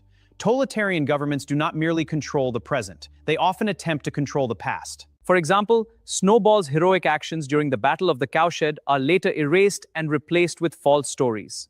Similarly, the 7 commandments are secretly altered. Consider this famous example. Originally, the commandment states, "No animal shall kill any other animal." Later, it becomes, "No animal shall kill any other animal without cause." Just 2 extra words completely transform the meaning. Orwell wants us to understand that language is power. Whoever controls language often controls reality. Now let us discuss my favorite character in the novel, Boxer. Boxer represents the hardworking working class. He is physically strong. He is honest. He is loyal. And unfortunately, He is too trusting. His first famous motto is, I will work harder. And his second motto is, Napoleon is always right. Who are the boxers in our society? I would say there are some strong supporters of APC that are boxers out of ignorance. They just very loyal and they just believe in the strategist.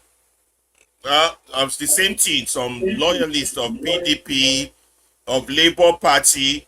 I would say there's a lot of obedience that are boxers. I might be wrong about that too, but I think I'm right. And so, what other characters in Nigeria do you guys are those who the just follow without question? I think A the lot of Nigerian civil articulators are a lot of articulators to our boxers. Some are just sincerely trusting, and they just that's the only thing they know, to just believe their leader, support their leader. They don't know it as something bad. They're boxers. They're being used, and they don't know they're being used. And there's a lot of them. So let's give more examples of who are the boxers in our society. Yeah, the Nigerian civil servants are boxers, and the professionals, all right, the Nigerian professionals. Because if you have to look at the history of Nigeria, you have seen these guys have these Nigerian civil servants, the permanent secretaries, and all of the rest, the doctors, the engineers, the bankers. They work very hard, without resisting the system. Hoping that they will also get a slice of the power game, going on. So, in my view, the Nigerian civil servants, the Nigerian professionals, boxer really, yeah. Mr. Abdullahi? Yes, to me, I think you are right. The Nigerian civil servant and even those that are not within the formal, both those informal and the informal sector are also boxers. Because if you look at it, most people, that's why we are called sometime the resilience people, that will keep pushing despite what is happening. We say it will get better. It will get better. The government, and then we keep believing that yes, we will endure this. When we endure, better days are coming. So just like what you doing, so that's what we keep doing. So I think we have as many as possible as we can live. Yeah, you can. Another tragedy of the boxers. You just saw the retired uniform men, military officers and police officers marching in Abuja. Just was it this week? Yeah, it was this week. For their pension. Those are boxers. They serve the system sincerely, loyally, and then the system betrays them. They're not even paid their pension and all. There's so many boxers. There's so many Nigerian military officers that have served honestly, sincerely, and very hardworking. But at the end of the day, when they're retired and they get to their old age, they are utterly betrayed. They can't get their pension. Their money is not paid. The system, it's the system they defended, they protected, they were loyal to, now betrays them. Just like Boxer was sold eventually after his strength has went out. So a lot of, in terms of numbers, I would say 95% of Nigerians are boxers. The boxer character, they're just loyal to a fault. And that's why we said Nigeria needs disloyal voters.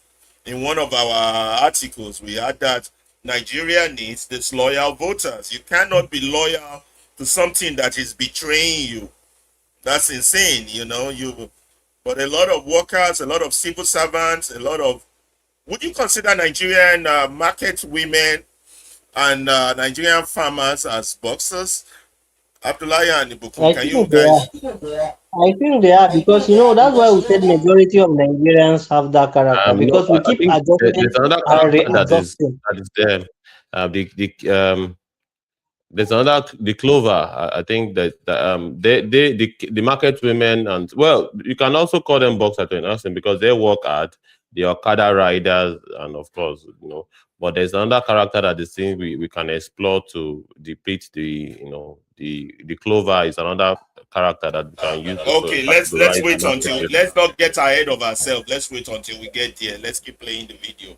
Yeah, you're right. So we shouldn't put the the Okada riders, the market women, the Nigerian farmers as a boxer. Yeah, I would say more. No, mostly civil servants, Yeah, it is uniform like a spectrum. Yes. personnel. Yeah, because not there. Okay, let's keep playing, and we'll get more. Well, Yeah, it's a there's a spectrum. character to go around for every. Yes, absolutely. Let's play.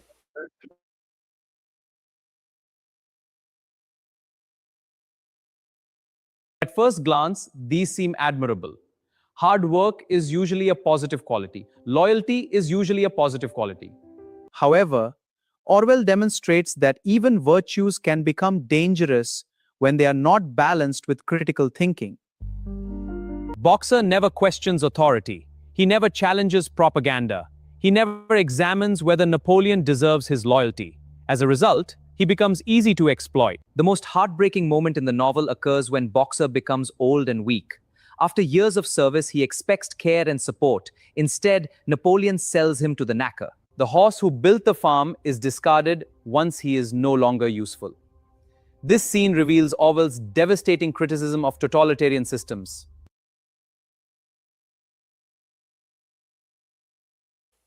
I just want to ask: do Nigerian Christians, members of the Redeem, the Nigerian Muslims, are they boxers? Do they fall into those categories? Abdullahi and Ibukun. Yes, I believe that's why I said it's a spectrum. But the most succinct example of boxer is what you said before. The retired military officers that has been used. They did not question how the propaganda of the previous government that they served. They have been used, all right, by the previous entities, and of course they have been discarded now, and they are now asked to. They are now in a place whereby they have to fight for their entitlement. So I think that those military officers that are a good example. Those retired military officers are a very succinct example of the boxers. But yes, you are very right. The religious people are also very much in that spectrum. Yes, yeah, I agree with you 100%. Let us now consider the dogs. The dogs represent Stalin's secret police. Historically, they symbolize organizations that enforced obedience through fear and violence. Notice what happens after the dogs gain power. Debates disappear, opposition disappears, criticism becomes dangerous, fear replaces discussion. This is a hallmark of totalitarianism. In democratic societies, leaders persuade. In totalitarian societies, leaders intimidate. Orwell shows us how quickly freedom can vanish once fear becomes a political tool.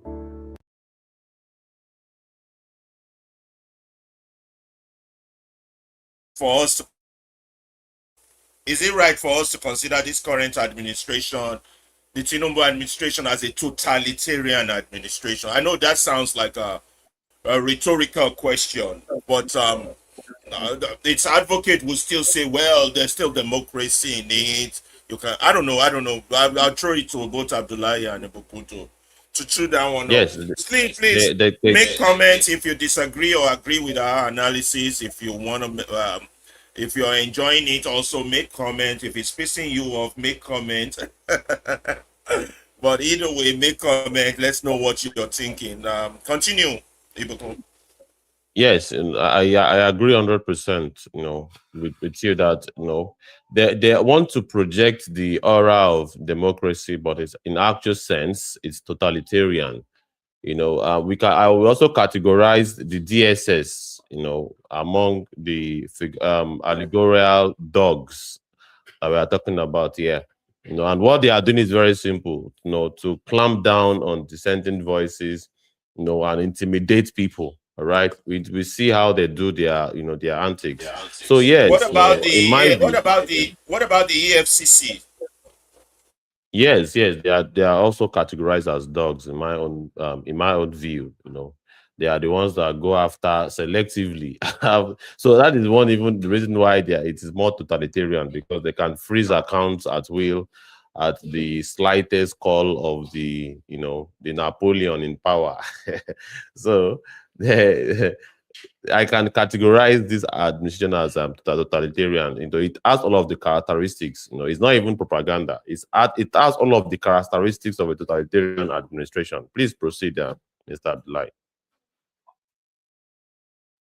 Yes, I think it's not only this government, the APC government, or sometimes even the previous government has some semblance of it, but it's more pronounced in this government because once you go against the government, Yes, you will it be big, metamorphosized. The whole thing got worse and worse yes, and worse and worse as time worse goes on. and Yeah. worse. So that's it's just like we keep running. It's just snowballing from one administration to the other, and it keeps was growing, just like how a tree, when you plant it, it's small, it keeps growing, it keeps growing, it keeps growing.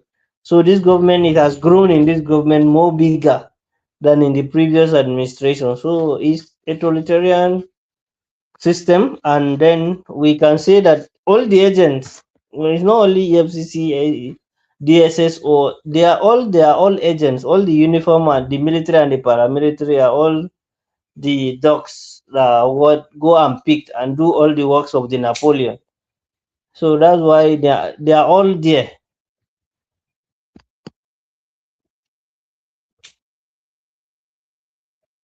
So do this. What percentage of Nigerians know that their government is a totalitarian government? It's a fascist government. Do you think what percentage of Nigerians know Most, this?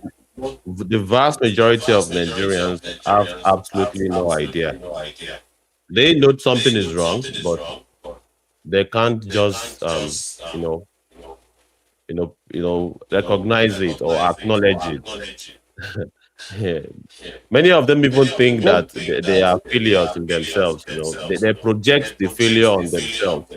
They project all of the realities that has been orchestrated towards them as they themselves having issue. They even call it Ogundile and the rest of the Ogundile means family spiritual problem. Knowing fully, not knowing that it's actually systemic. So they have no idea. Most Nigerians have no idea. Okay. Abdullahi, you want Yes, to say something? I said yes, because most Nigerians don't know, because they allow those elements of democracy to keep running as if they are running in, but they are the ones controlling them. When you have something like you allow a life of something to keep continuing, then people think that thing exists. Just like when you look at the delusion on the road, that from afar you see like there is water. So you think there is water on the streets. Just that's why this periodic election, the media presence, and then allowing some political parties to keep making noise around. Then they say this is democracy. They allow oppositions, they allow the media, and they allow periodic election. And then institutions calling themselves the human rights, then NGOs, the civil society organization, which are all dancing to the dictates of the Napoleon. So those things, they make them look like yes, there is democracy, but democracy is not in presence. So And, that's and what of they are course, using to deceive.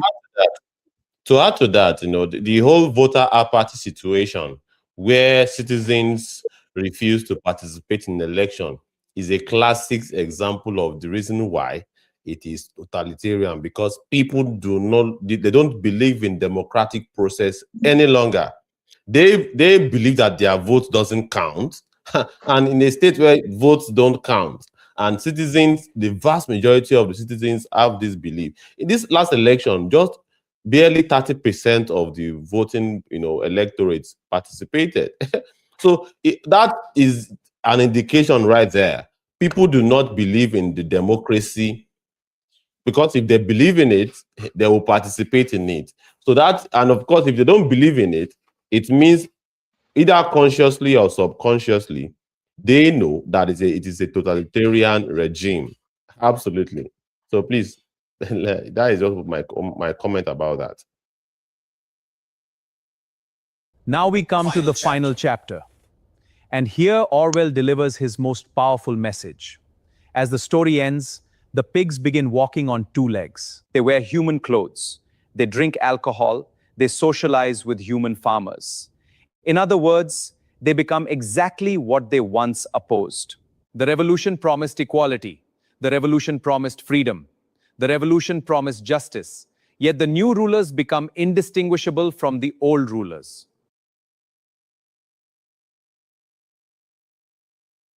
I wanted to say something about this.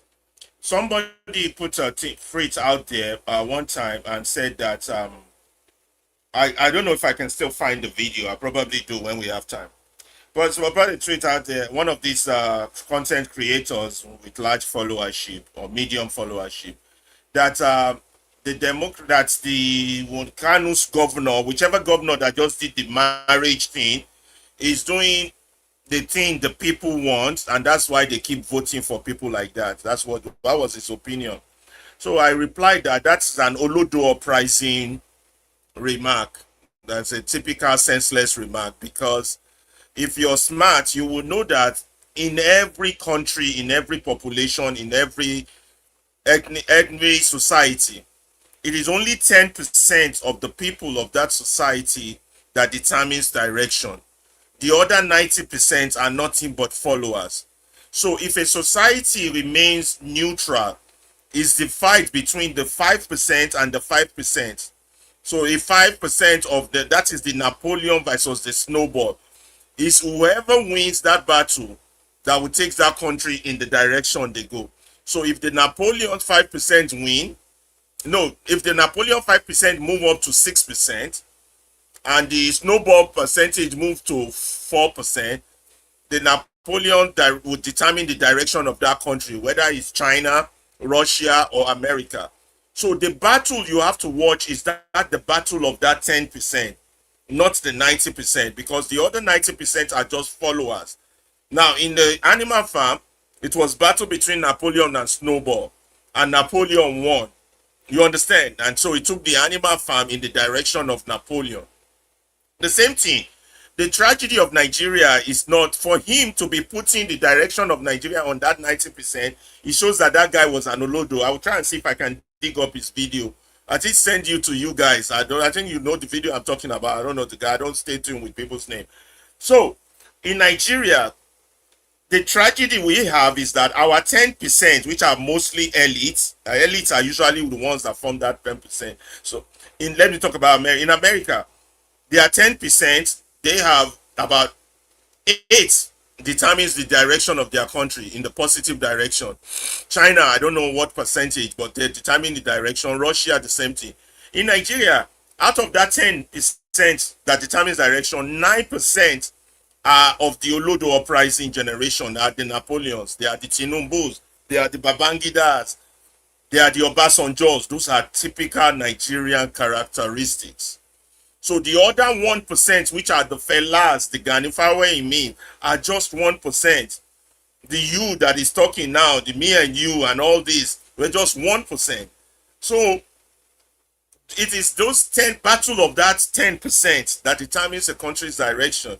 But somebody from the Olodo generation would not know this and will come out and say, because the governor is giving them marriages, that's why they are voting for him. He has ignored all the reality that involves voting in Nigeria because he's an Olodo. He doesn't know what he's talking about. You understand? He has ignored the fact that a governor that chooses to pay for a wedding of a man that is marrying the third or fifth wife is a governor that lacks vision. When these children are not educated, when 20 million children are out of school. You understand? That governor, because he sits on the seat of the governorship, is determining direction, and is a Napoleon, somebody who lacks vision, who is not different from the colonial masters. That was why the pig started walking on 2 legs. Now you cannot tell Mr. Jones from the pig. You cannot tell the colonial masters who came to exploit us, take all our resources, both human and material. We cannot tell them apart from our current rulers who are also exploiting us, taking all our resources and taking it back to Mr. Jones, the colonial master. You see the irony of the story there. It is quite tragic, and that's where we are. you know, as a people. And we got to start educating this Olodo generation uprising that you're getting it wrong. The people didn't choose marriage. The governor chose that for them. If they were to choose a direction, they would prefer justice, food, equity, electricity, water, and a good school for their children. Someone chose to marry them, pay for their marriage because he wants to weaponize their poverty. And why is he weaponizing their poverty? Because he wants to exploit them. But somebody of the Olodo, we should find that video and play if we have time. You know, I don't know how many hours we will go on today's show, but if we have time, because we still have so much stuff to go through that we've not got into. I will show you that video. It's one of the videos I think I sent. I don't know if people can find it. You know the video I'm talking about? I shared it with you one time. I'll find it. Don't worry. Let's finish this one so we can go to something else. Let's finish this. This idea reaches its climax in one of the most famous lines in world literature. As literature students, we should recognize that this statement is logically impossible. No one can be more equal. The sentence deliberately violates logic. Yet it perfectly captures the hypocrisy of authoritarian regime.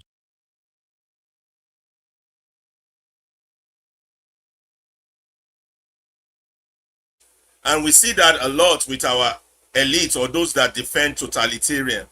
They will come up with words that are logically not visible. How can you be more equal than something? You understand? And that's why Fela in his songs will say they will come with crazy words like misappropriation, delinquency. They, oh, you know, if you listen to any of his songs, they play with words. You know, no, not play with words. They're doing it deliberately, but it's done on purpose. You understand? It's not like it's an accident and things like that. It's done on purpose. Let's finish this thing, then we will go through 2 short articles, and then we will come back to all the other interesting things we have for you guys. I'll let you guys comment after we finish this video. They continue to speak the language of equality while practicing inequality. Through this final transformation, Orwell warns us that revolutions can fail when power becomes more important than principles. So, class, what is the ultimate lesson of Animal Farm? Is it simply a story about Soviet Russia? No, it is much more than that. It is a story about the corruption of power. It is a story about propaganda. It is a story about the manipulation of language. It is a story about the dangers of blind loyalty. Most importantly, it is a story about how revolutions can betray their original ideals. It is a story. Is it simply a story about Soviet Russia? No, it is much more than that. It is a story about the corruption of power. It is a story about propaganda. It is a story about the manipulation of language. It is a story about the dangers of blind loyalty. Most importantly, it is a story about how revolutions can betray their original ideals. Orwell reminds us that freedom requires vigilance. Citizens must question authority. They must examine political language critically. They must remember history accurately. Because whenever people stop thinking critically, whenever propaganda replaces truth, and whenever power becomes concentrated in the hands of a few, the same pattern begins again.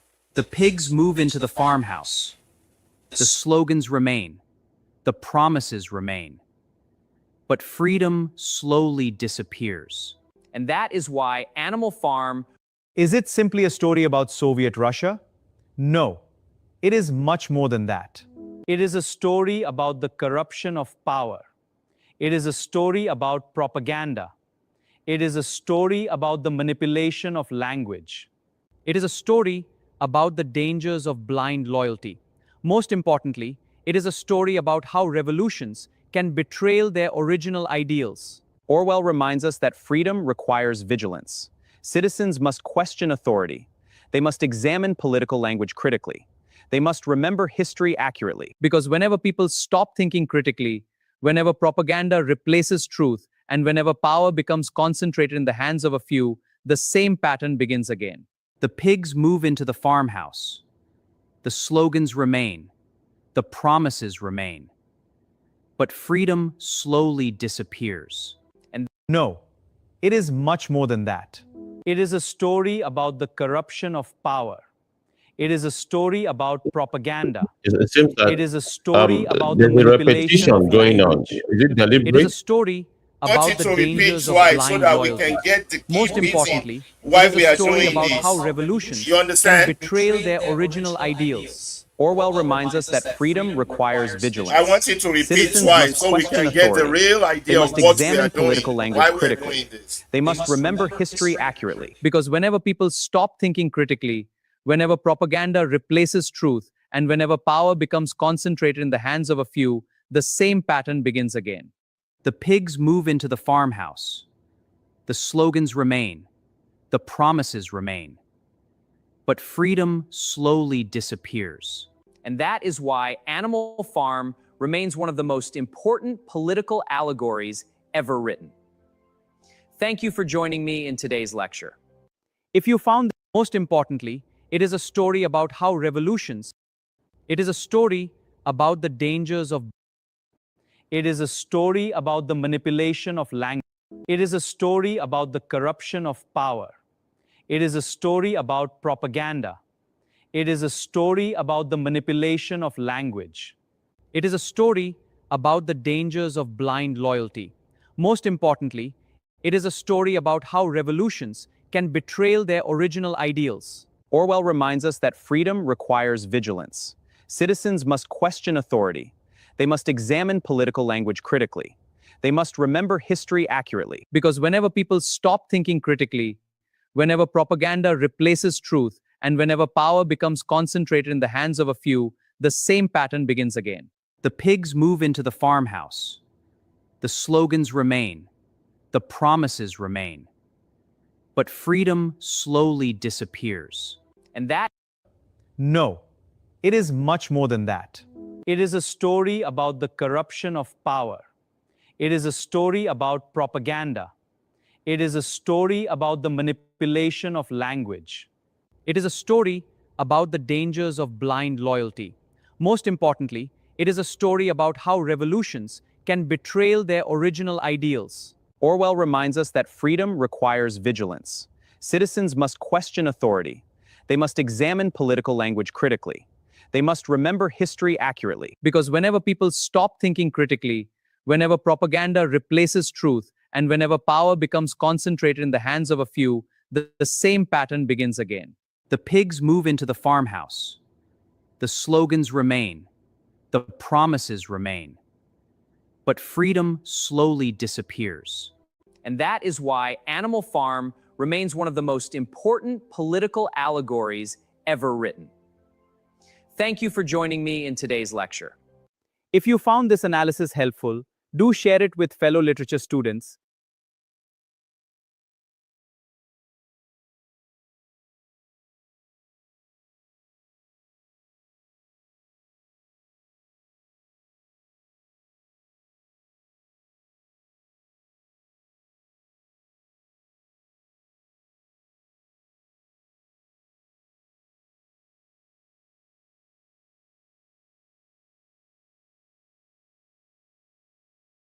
And we'll get going right away on that, and then we'll move on to, we want to share the story of a blind man that walks the streets of Lagos as a drummer, and then we want to share, that's part of our culture,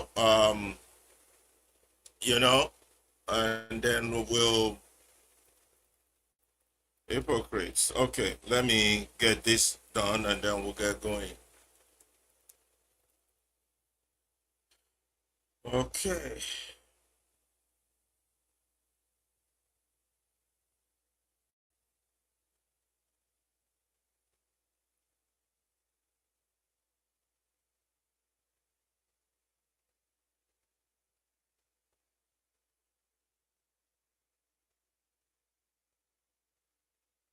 Let me share that.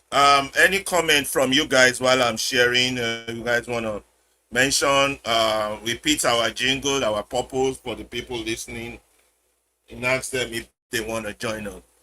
We must be getting too in depth for the audience for them to be afraid to join us. Well, I don't. Well, I just believe that we are doing a fantastic job to bring educative content, and I believe as time goes on, in not too distant future, or the audience will warm up to us.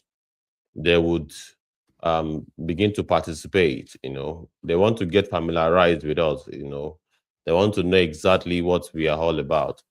They want to know whether or not we are propaganda machines or perhaps paid um, actors, just like the rest of the bunch. Because you know how the Nigerian space is just saturated with so much rubbish. So I believe the whole radio silence from the side of our audience is just them sizing us up, really, in my view. What do you think, Mr. Abdullahi? Yes, you are quite right because I just as I said, the consistency is what matters. As time continues going on, what will get the crowd and will get the contributions because I know many of them are just looking at okay, who are these people? What are they doing? Will they continue with it? Or along the line them too they will drop and go back to the and join the bad wagon. So that's why they're just looking at us and monitoring because people are definitely watching. Definitely people are watching. So let's keep doing it. And then along as time goes on, we'll get it right. We'll get the population, we'll liberate the people, and then as much as we can, let's just keep it up.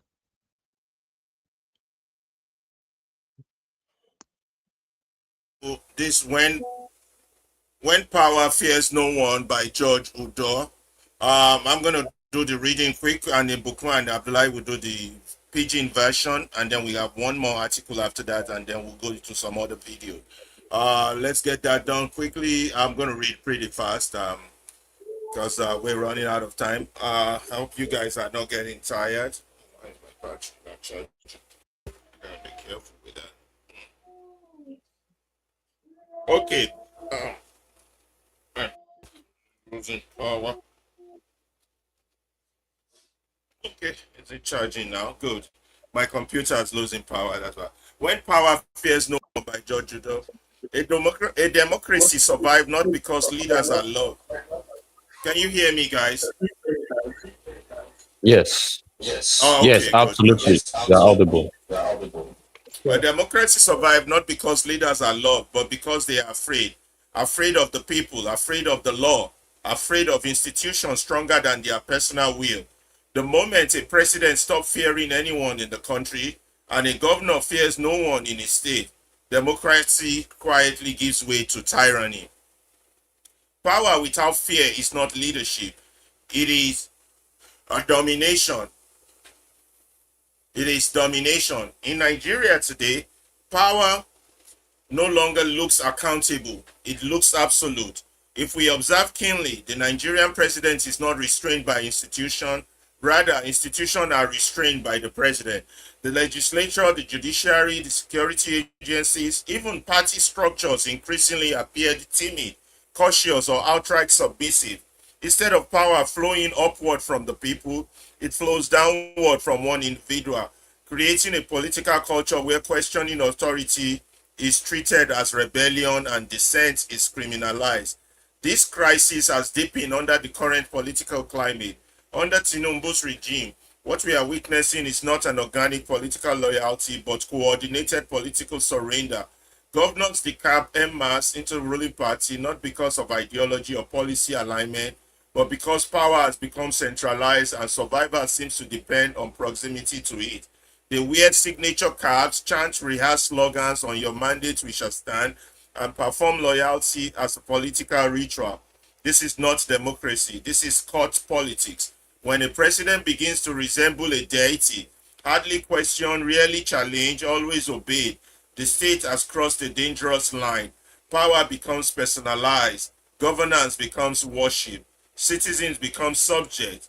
Today, what the president wants, he gets. not through persuasion or consensus, but through influence, pressure, and fear. History warns us that what happened next, if a third-term agenda were to surface again, as it did under Obasanjo, there is every indication that the National Assembly would not resist it with the courage seen in the past. The political class has been domesticated. Opposition has been weakened, fragmented, or absorbed.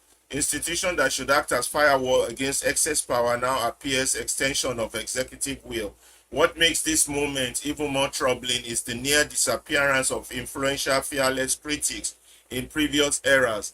Nigeria had voices that power could not silence. Fela Anikulapo Kuti, Gani Fawehinmi, and others who confronted government openly, protested unpopular policies, and forced accountability.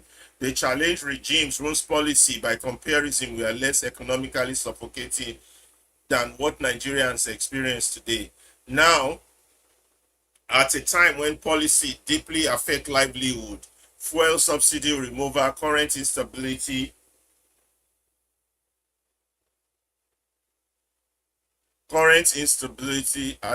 sorry, I had to adjust my TikTok page because it was about to go up. To comply, not to question, no longer feel obliged to explain itself to the people. The government no longer feels obliged to explain itself to the people. Public communication has shifted from dialogue to decree. Citizens are expected to endure, not to understand, to comply, not to question. And those who dare to speak, they are met not with explanation, but with court notices, arrest, intimidation, and surveillance. The law is no longer a shield for citizens, it is a weapon against them. Dissent is framed as sabotage. Criticism is labeled disloyalty. Protest is treated as a threat to national security. With the exception of a few persistent voices like Omoyele Sowore, critical opposition and Dele Farotimi, critical opposition has been reduced to whispers. Citizen society is cautious. Media houses self-censor. Influencers calculate reach before speaking. Fear has replaced courage as the dominant political emotion. This is how democracies die. Not with tanks on the street, but with applause in the parliament. Not through coups, but through compliance. Not by force alone, but by silence. A government that is not afraid of its people will never serve them. A leader who is never questioned will never correct himself. And a nation that worships power will eventually be crushed by it. Democracy demands friction. It requires resistance, debate, protest, and accountability. Where these are absent, what remains is not order, but quiet authoritarianism dressed in democratic language, enforced by fear and sustained by collective surrender. Nigeria is not yet there, but it is dangerously close, and history will not be kind to those who saw it coming and choose comfort over courage.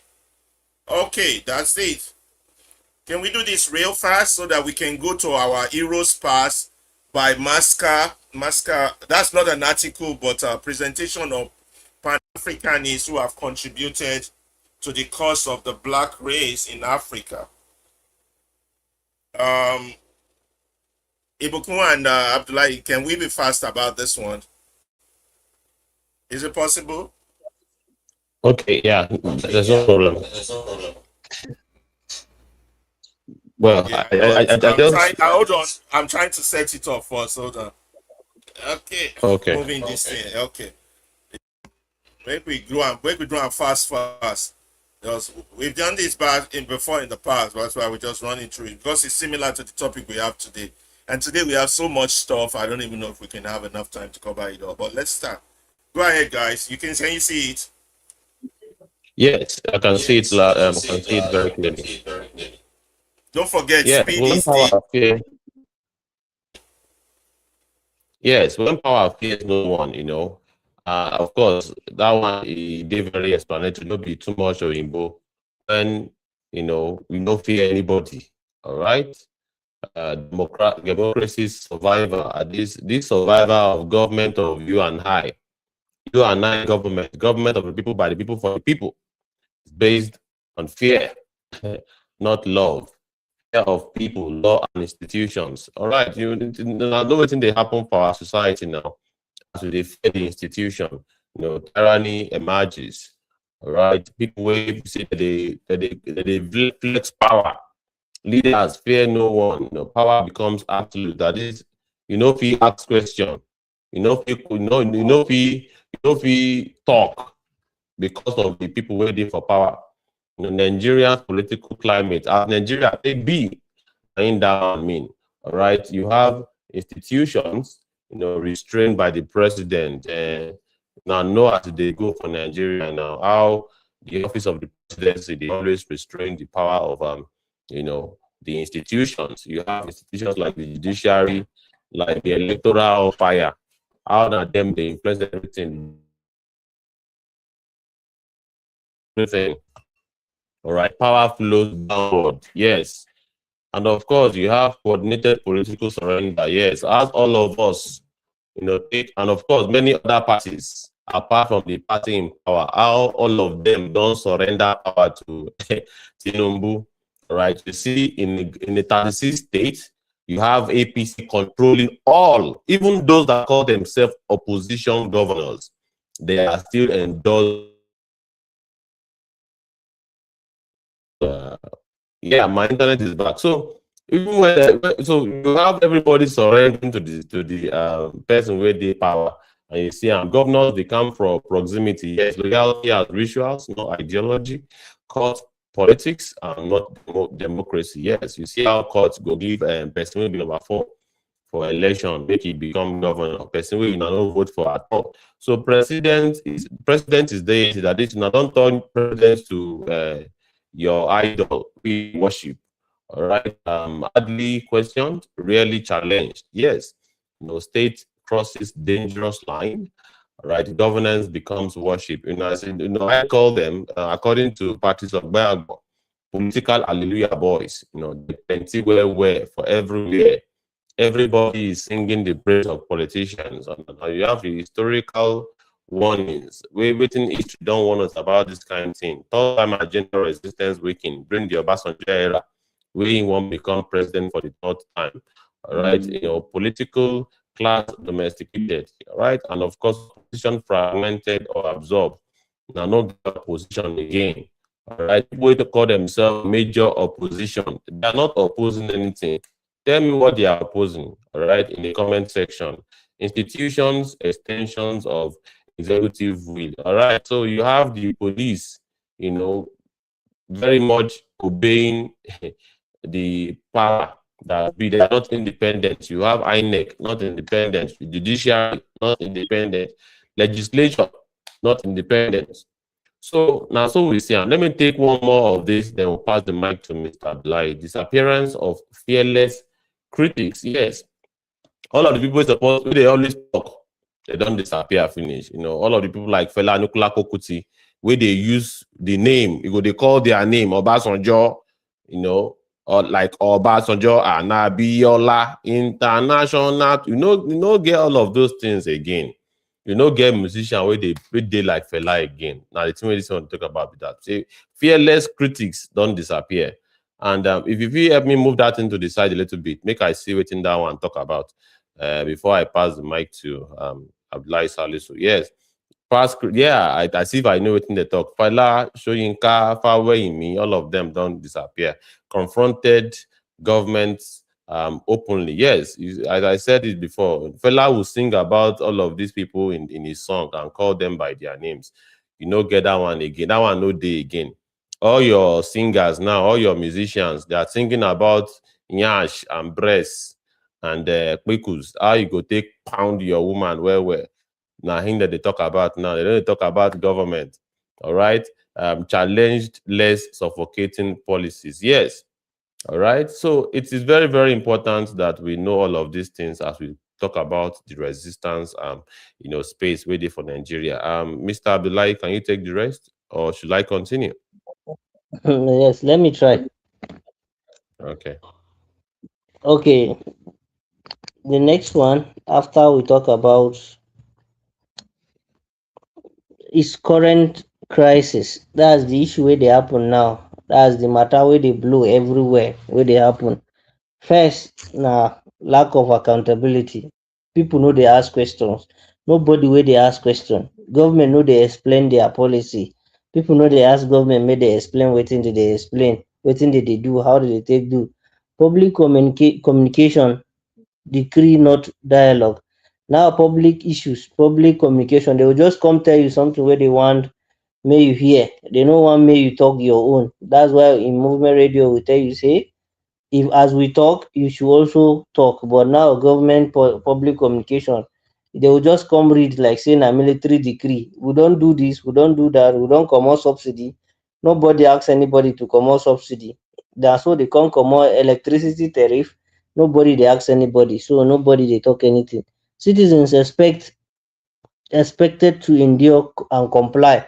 So citizens are only all these the laws, all these policies, where they tell you, they know they expect say you go ask question or you go do anything. No, just accept them, endure the pain, and then comply. That's why they tell you endure. Then the next one is what suppression of dissent. All other opinion, contrary opinion. That's all those ones where they know they believe, where they don't get the same belief. They what they know they listen to them, they kill them. Anyone will get different opinion, they know they allow men. Then speaking out met with intimidation. If you talk, they will carry you. Or if you talk, police go arrest you, DSS go pick you, they go take you to prison. So all those people will get different opinion, they know fit talk. Law as a weapon against citizen. The law instead of it to protect you now, they work against you. They work against you because now you they punish. You know they punish the people where you supposed punish. Then dissent frame as sabotage. Anybody where they talk about something different, they go say in they commit treason or in they do something, in they sabotage the government, na sabotage. Now them they cause problem. Then criticism level as disloyalty. Anybody wey criticize either in good way or anyhow or hold the government to accountable, they will say this is a disloyal citizen. No be person wey be loyal citizen, na person wey no get patriotism. Then protest treated as what threat.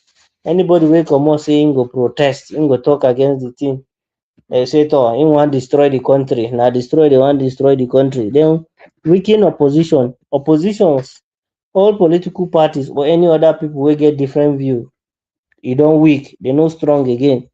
Few persistent voices, sorry, few persistent voices, like example like Showore, na only them dey fit talk, and like Dele Parutimi, na only them dey fit talk against wetin dey happen. All the others, they don mellow, them too they don answer, they don say yes.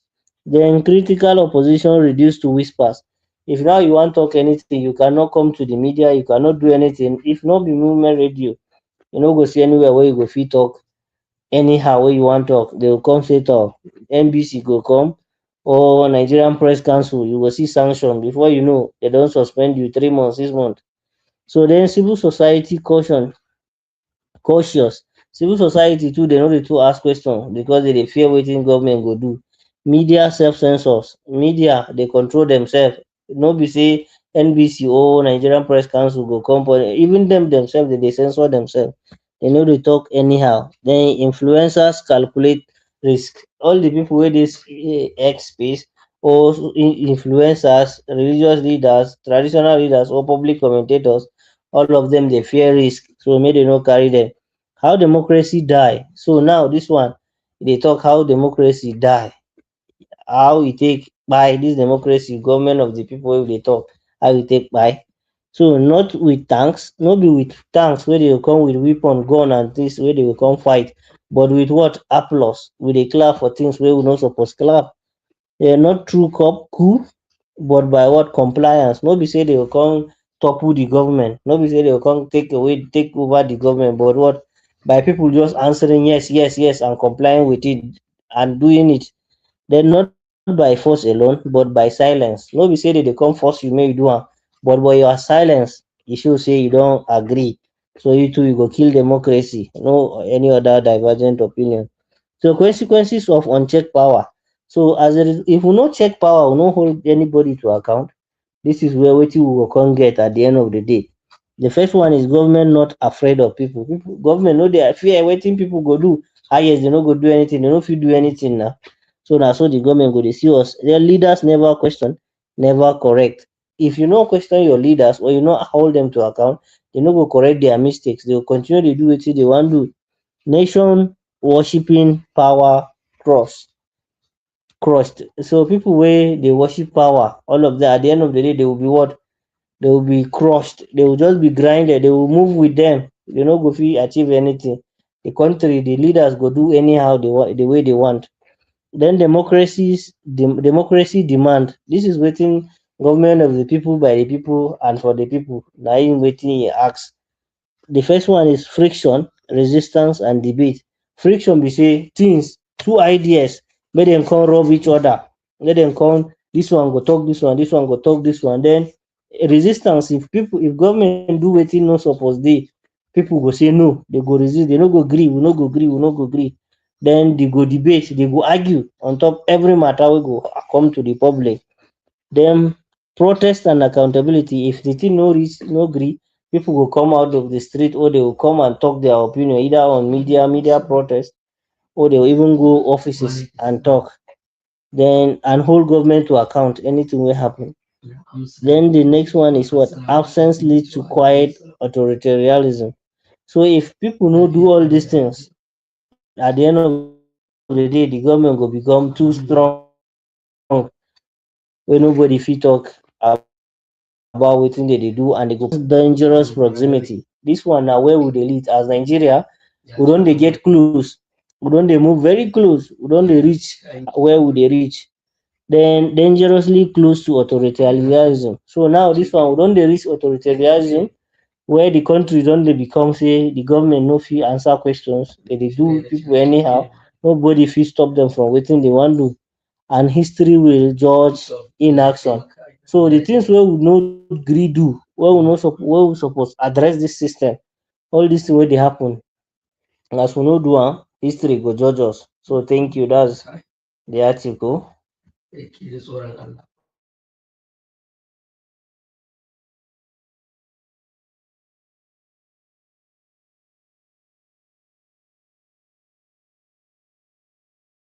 Okay, guys, we want to do this. People who have contributed positively to the Pan Africanist or African ideas, the snowballs among us, not the Napoleons. I think Masca wrote, did a presentation regarding this, and we want to share it with you. Hold on. Okay, I think I picked the wrong sharing tool. Hold on. Let's see. Share PDF slides.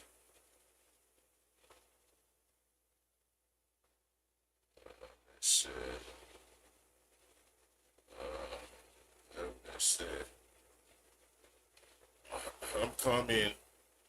Where is download? Our heroes past, that's what it's called. We're gonna quickly go over it. I'm gonna be very fast about it. Hold on. Where is it? Where is it?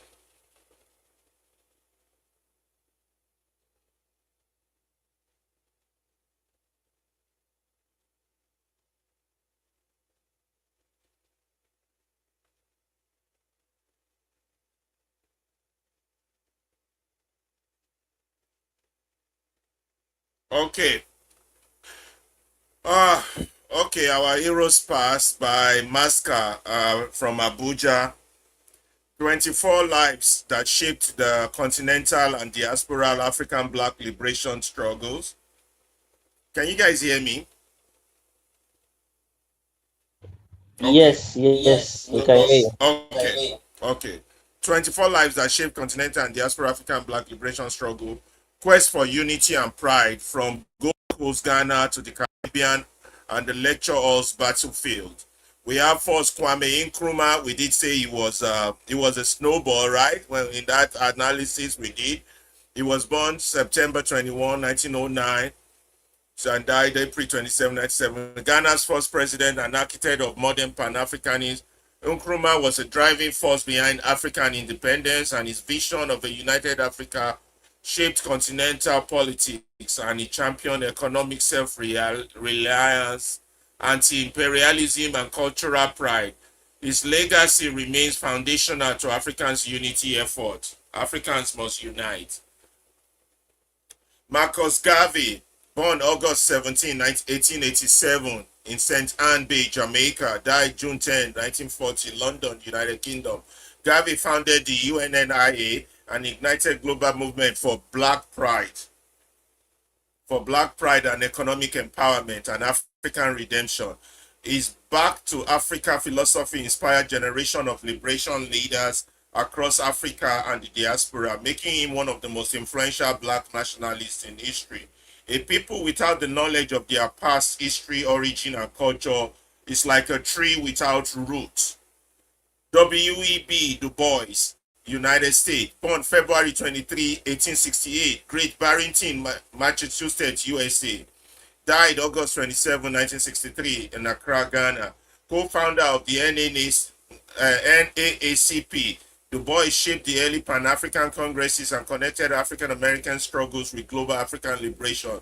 His scholarship and activism laid intellectual foundations for racial equity, political independence, and cultural dignity across the African world.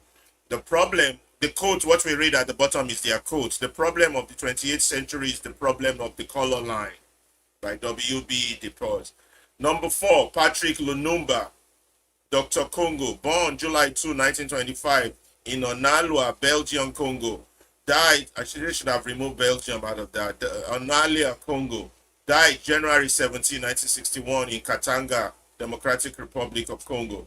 Congo first prime minister, became a symbol of uncompromising anti-colonial resistance. His powerful speeches and bold leadership challenged Western exploitation and demanded true African sovereignty, turning him into a martyr of African liberation. The only thing which we wanted for our country is the right to a worthy life, to dignity without pretense, to independence without restriction.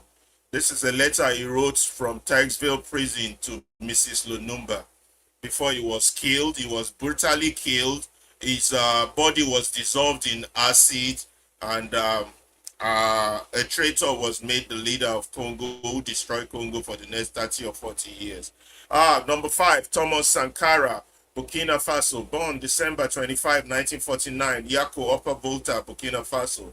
Died October 15, 1987 in Ouagadougou, Burkina Faso. Sankara championed self-reliance, women's rights, environmental protection, and anti-imperialism. His bold reform transformed Burkina Faso and inspired movements across Africa. His integrity and fearless leadership made him one of Africa's most beloved revolutionaries. He who feeds you controls you. Thomas Sankara. 6. Amilcar Cabral, Guinea-Bissau, Cape Verde. Born September 12, 1924. Batafa, Guinea-Bissau. Died January 20, 1973, Conakry, Guinea. A brilliant theorist and strategist, Cabral led liberation movement against the Portuguese colonialists. His writings on culture, identity, and revolutionary ethics influenced global anti-colonial struggles, making him a cornerstone of Pan-African revolutionary thought. Hide nothing from the masses of our people, tell no lies, mask no difficulties, claim no easy victory. Amilcar Cabral. 7. Cheikh Anta Diop, born December 20, Senegal. Born December 29, 1923, Tiotou, Senegal. Died February 7, 1986, Dakar, Senegal. Diop dedicated his life to reclaiming African ancient contributions to world civilization. His research challenged Eurocentric narratives and emphasized African cultural unity, reshaping African historiography and strengthening the intellectual foundation of Pan-Africanism. The history of Africa will restore dignity to the African people. Cheikh Anta Diop. Malcolm X, United States, born May 19, 1925, Omaha, Nebraska, USA. Died February 21, 1965, New York City, USA. Malcolm X connected African American struggles with African independence movement, advocating dignity, self-determination, and resistance to oppression. His internationalist vision made him a bridge between Africa and the diaspora. By any means necessary, Organization of American Unity Meeting, 1964, Malcolm X, by any means necessary. Frank Fanon, Martinique, Algeria, born July 20, 1925, Fort de France, Martinique, died December 6, 1961, Bethesda, Maryland, USA. Fanon authored The Wretched of the Earth, a defining text of anti-colonial resistance. His analysis of violence, identity, and liberation shaped revolutionary movement across Africa through the Martinique. He fought for Algerian independence. I am black not because of a curse, but because my skin has been able to capture all the cosmic effluvia. Black Skin, White Marks, 1952. Frantz Fanon. Doesn't Frantz Fanon have another popular quote? A popular quote, Ibukun, you remember Frantz Fanon, popular about every generation must One betray, generation must betray its cause. or something about his destiny or something like that. Yeah.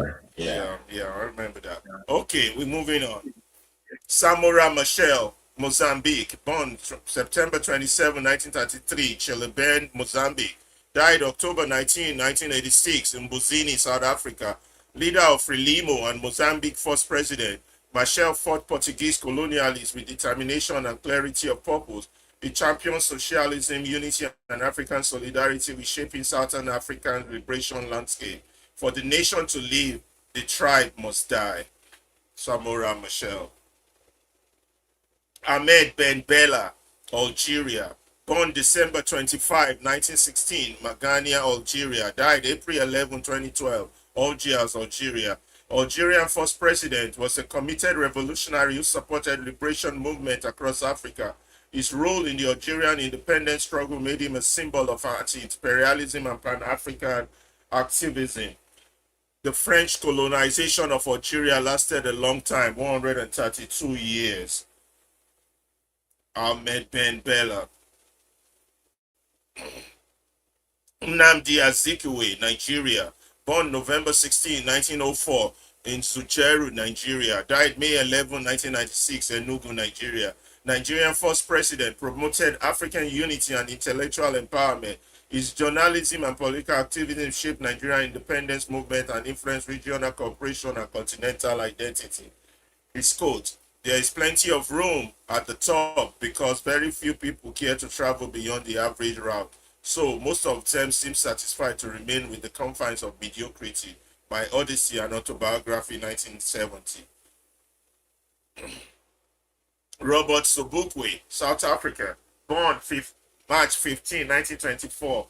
Graf Reinet, South Africa. Died February 27, 1978, Kimberley, South Africa. Sobukwe founded the Pan-Africanist Congress and advocated uncompromising resistance to the apartheid regime. His moral clarity and intellectual strength made him a powerful symbol of liberation and justice. His quote, "I wish to make it clear again that we are anti-nobody, we are pro-Africa."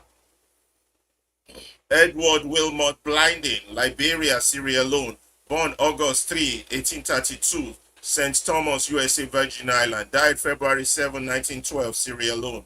One of the earliest Pan-African philosophers, Blinding writing emphasized African cultural pride, racial dignity, and unity, laying the intellectual foundation for later Pan-African movement. Africa for the Africans. That was his quote, Edward Wilmot Blinding. Secretary, Guinea. Born January 9, 1922, Farana, Guinea. Died March 26, 1984, Cleveland, Ohio, USA. Guinea first president and was a fierce advocate of African independence and cultural revival. He rejected French colonial control and aligned Guinea with broader liberation struggle. His quote, we prefer poverty in freedom to riches in slavery." Thank you, Secretary. Walter Rodney, Guyana. Born March 23, 1942, Georgetown, Guyana. Died June 13, 1980, Georgetown, Guyana. Author of How Europe Underdeveloped Africa. Rodney exposed the economic roots of colonial exploitation. His activities connected Caribbean struggles with African liberation, making him one of the most influential voices in global Pan-African thought. His quote, "By what standard can we equate the violence of blacks who have been oppressed, suppressed, depressed, and repressed for 4 centuries with the violence of white fascists? Violence aimed at the recovery of human dignity and that the equality cannot be judged by the same yardstick by those that ruin maintenance of discrimination and oppression. Walter Rodney. Elijah Muhammad, United States, born October 7, 1897, Sandersville, Georgia, USA, died February 25, 1975, Chicago, Illinois, USA. Elijah Muhammad shaped Black consciousness through the teaching on self-determination, discipline, and economic empowerment. His influence extended globally, inspiring movement for Black pride and autonomy. The Negro wants to be, his quote, the Negro wants to be everything but himself. He wants to integrate with the white man, but he cannot integrate with himself or with his own kind. The Negro wants to lose his identity because he does not know his own identity. Elijah Muhammad. Jamal Abdul Nasser, Egypt. Born January 15, 1918, Alexandria, Egypt. Died September 28, 1970, Cairo, Egypt. Nasser championed anti-imperialism and co-founded the non-aligned movement. He supported African liberation struggles and promoted Arab-African solidarity, reshaping geopolitics across Africa and the Middle East. His quote, freedom is not something you get, it is something you take. Jamal Abdul Nasser. Stephen Biko, South Africa, that's my favorite. Born December 18, 1946, in Kings Williamstown, South Africa. Died September 12, 1977 in Pretoria, South Africa. Biko founded the Black Consciousness Movement, emphasizing psychological liberation and pride in African identity. His writings and activism challenged apartheid dehumanization, and his martyrdom made him a symbol of courage. The most potent weapon in the hands of the oppressor is the mind of the oppressed. Stephen Biko. Stephen Bantu Biko. Agostinho Neto, Angola, born September 17, 1922, Icolo Ebelgo, Angola, died September 10, 1979, Moscow, Russia. Poet and revolutionary, Neto became Angola's first president after leading the struggle against Portuguese colonialism. His writings celebrated African identity while his leadership strengthened liberation movement across Southern Africa. Our contribution has to be given not only for the liquidation of the colonial system, but also for the liquidation of ignorance, disease, primitive forms of social organization. Agostinho Neto. Nelson Mandela, South Africa, born July 18, 1918, Umwenzo, South Africa, died December 5, 2013, Johannesburg, South Africa. Mandela symbolizes resilience, justice, and reconciliation. His decades of imprisonment and unwavering commitment to equality made him a global moral leader whose legacy transcends borders. Mandela's quote, "It always seems impossible until it's done." Nelson Mandela. Ahmed Cesare Martinique, born June 26, 1913, Base Point, Martinique, died April 17, 2008, Fort-de-France, Martinique. Cesar co-founded the Netri Good movement, celebrating Black identity and resisting colonial domination. His writings inspired African and Caribbean liberation leaders, making him a foundational figure in Black intellectual history. And if all I know to do is speak, it is for you that I shall speak. My lips shall speak for misery that have no mouth. My voice shall be liberty of those who languish in dungeons of despair. And above all, my body as well as my soul, beware of folding your arms in sterile attitude of spectator, for life is not a spectacle, for a sea of pain is not proscenium. Notebook of the Return Line, 1939. Aimé Cesare. Dedan Kimathi, Kenya, born October 13, 1920, Tetu Nyeri, Kenya, died February 18, 1957, Nairobi, Kenya. Commander of the Mau Mau uprising, Kimathi embodied militant resistance against British colonial rule. His courage and sacrifice made him one of Kenya's strongest symbols of freedom and African liberation. His quote, "My blood would water the tree of independence. spoken to his wife shortly before his execution in 1957. Robert Nesta Marley, Jamaica, born February 6, 1945, in Mile, Jamaica, died May 11, 1981 in Miami, Florida, USA.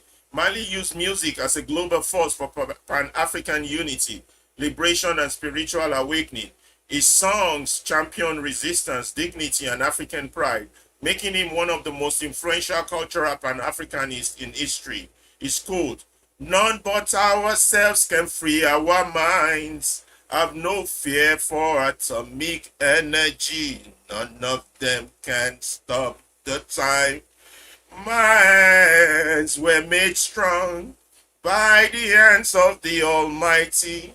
And if I were in this generation." Robert Nesta Marley, thank you. The work continues across the continent and through generations yet to come. African people everywhere will continue to fight for dignity, self-determination, economic well-being, and history of our own telling. We have to tell these stories ourselves. We have to let our children know about our ancestors and those that have contributed to the well-being of our people. While we tell these, we have to also talk about those that are contributing negatively to the well-being of our people. I thank you all for watching that. Very, very inspiring and good. We'll go back now to the studio to ask for opinions of Ibukun and Abdullahi. If any of our guests listening wants to make a comment or ask for the microphone, please let us know so that we can give you the mic. Ibukun and Abdullahi, back to you guys. Well, I find it interesting that Fela Anikulapo Kuti was not mentioned, or did I miss that? I think Fela Anikulapo Kuti should indeed make that list. What did you say? Yes, I think that must have been an error. I will get back to the author, Masca, and let him know that the contribution of Fela Anikulapo Kuti needs to be added to this list, and it should be within the first 10, if not the first 5. I'm going to communicate this back to Masca. Masca, this was put together by Masca. No, it must have been an oversight. It's an oversight. It's definitely an oversight. And Fela is a legend. He's a legend, yes. He did say the work continues. He hasn't finished the work yet. Yes. I think we have to give it to him. We thank him also for allowing the Movement Radio to share this, because we believe that our children need to know about our heroes. They need to know about our people who have not failed us, people who have fought hard, both their sweat and blood for the struggle, so that we Black people can be considered human. And the struggle has not yet ended. It's still ongoing. Although we have enemies among us, the likes of Tinubu and all, Babangida, Obasanjo and the rest. But we would one day drive all the clowns out of the palace. We will regain our land back, our country back, and we will be truly free. But we are on that march towards freedom. That's why we are moving. That's why we call ourselves movement. We are moving towards both freedom. We are changing narratives. We are empowering minds. That is why we exist. We are walking towards liberation.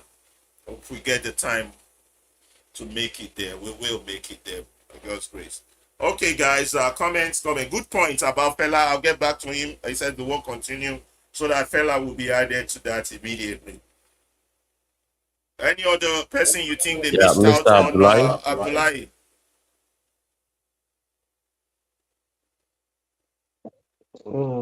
Yes, I thought the work is good, but he might need to do some more work, because there are some people I think across Africa that their name did not fit in the it did not included. But there is no work that I say that will be 100% efficient. So as time goes on, even if he continue digging deep, he might see so many individuals across Africa, not only in Nigeria, that have contributed in one way or the other. Because I can still think it's just some names that skip my mind, that I didn't see him, mentioning within Cote d'Ivoire, and I think just within this, even also Sudan, there is an individual. Maybe I will check the names, but he tried. Putting 24, I think, is something what many of people don't even know. This 24 people, they only know the current leadership, and they only know them and their mess. But there is one thing that I enjoy across on this 24 list that you mentioned. Almost all of them have so many things in common, because all that bind them together is what they are moving not for their own interests, but for the interest of the entire Africa.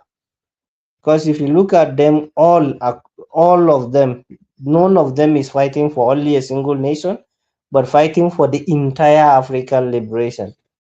So that's why I think that bring them together. That shows that yes, they are pro-human, not their own. They are not like the people that we have today.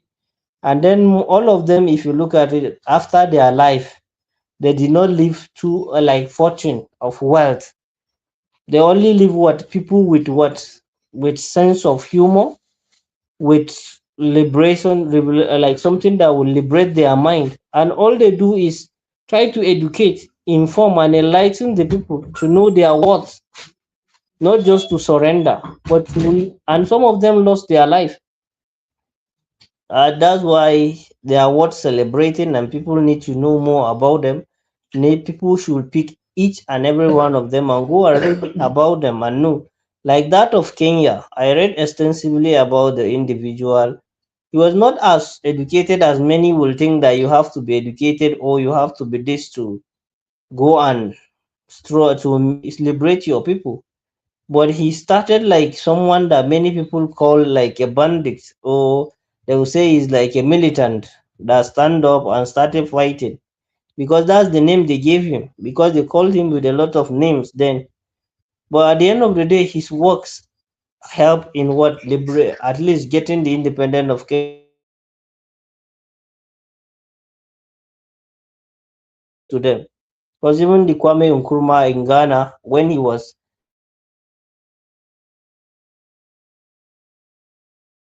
was moving towards, then even all of them, if you look at it, around them are people that were done. So Africa has great people, and then I think the young people, we have to learn from this. We have to know that we always remember people that contribute positively. So you, me, and any other person that is listening that will come and listen to us, even in the repeat broadcast, should ask himself or herself, what are you contributing today? What will history remember you for? Is it for positivity or for negativity? And the ruiners of today, are you trying to copy the ruiners of today or the leaders of yesterday? So that's my questions to all the people. So thank you. Thank you, Abdullah. They have all worked very hard for the dignity of the black man. That is what unites them all together, the dignity of the black man. The struggle is still ongoing. The struggle continues. And I also want to add that how many of our people today, if you walk up to any Africa, like a Nigerian, for instance, or a Kenyan or a South African, how many of our people recognizes all of these people? If you and I'm going to do that experiment. I'm going to carry out that social Social experiment. That's a very good thing. You yes, go onto the I'll take streets, you their have their pictures. name, picture their Yeah. name, and ask people, do you, You know, particularly our young generation, we don't know our history. And this needs, we need to, exactly. that's why we teach things like this here. Enlightening the mind is important, very important. And, the- We've been, and many of and many of them would they would not see these ones as saviors. no, no, And I don't, really no. find that very very interesting that we see foreign entities as saviors than our ancestors, these great ancestors. Yeah, it's because we have been miseducated. Don't blame us too much. Anyway, we got more things to show you. I want to talk about this cultural icon called Kokoro. I got two videos of him we want to show. And then we got one more article. If those in the studio are not too tired and those listening to us, because we've been on for almost 3 hours now, But My Kokoro laptop is is an about to icon. shut down from here. Okay, you have to charge it and then join us. But I want to put Yeah, it in there. I'm seeing the Matrix, Nigerian Matrix. There's no light. Okay, yeah. Damn. Okay, then we got to do Kokoro, and then that last article title. Let me see the. Like we're gonna do that article real fast. If we lose the book, that would affect the speed in which we are able. The hypocrites of power. It's not long, just about a page. The hypocrites of power. You understand? If we can do that, that would be nice. But let's get this thing about Kokoro. I'm not sure whether the book we read when we were growing up, called The Drummer Boy, was based on this man's story called Kokoro. I got 2 videos on him, but I've seen him on the streets of Lagos, in Lagos Island, on Odunfa, on Okepopo, on Tinubu Square, Tafawa Balewa Square, playing that drum, the blind man called Kokoro. I'll get his full name now. And he's an icon. Nigerian doesn't honor people pretty well, but he's a man that a lot of people know in Lagos back then. Let's watch the video and then we'll take it from there. Okay. Okay.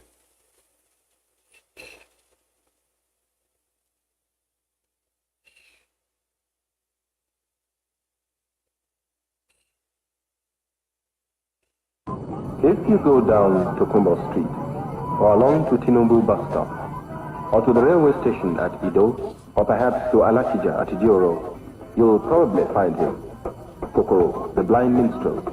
Kokoro, the young man from Awo, who has made for himself a home and a livelihood in the heart city of Lagos. Lagos, where a man among his fellow men can be all on his own. Most times, that is how it has been for Kokoro. Some people see a blind man as someone you help. Others merely see him as a man easier to rob.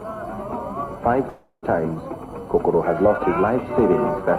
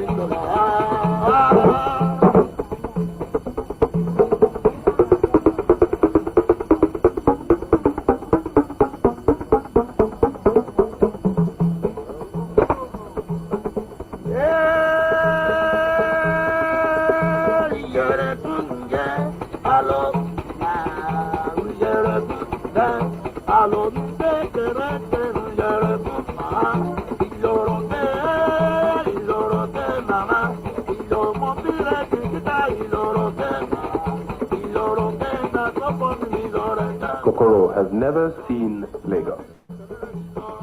When he first arrived in 47, he was already blind. But he knows the city as well as any man. He knows the feel of it like he knows the feel of the taut skin of its sandbag. That is why he can always stop them, even the ones who are always running in that rage to live, because he can feel the pulse of the city. Sometimes he will sing about it, and sometimes he will sing about himself and his adventures. Sometimes it will just be about life in general, how it is. But usually, he doesn't sing about anything. He just makes music, always his own kind of music. The music of the city, alive, excited, sometimes wild and frenetic, at other times humorous and gentle.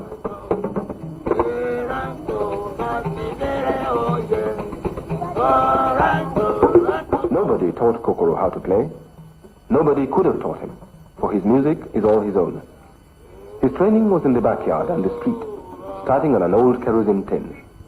But, essentially a street singer, his talent has not gone unnoticed. Decca signed him up for a couple of discs some time ago, and he is now no stranger to the NBC.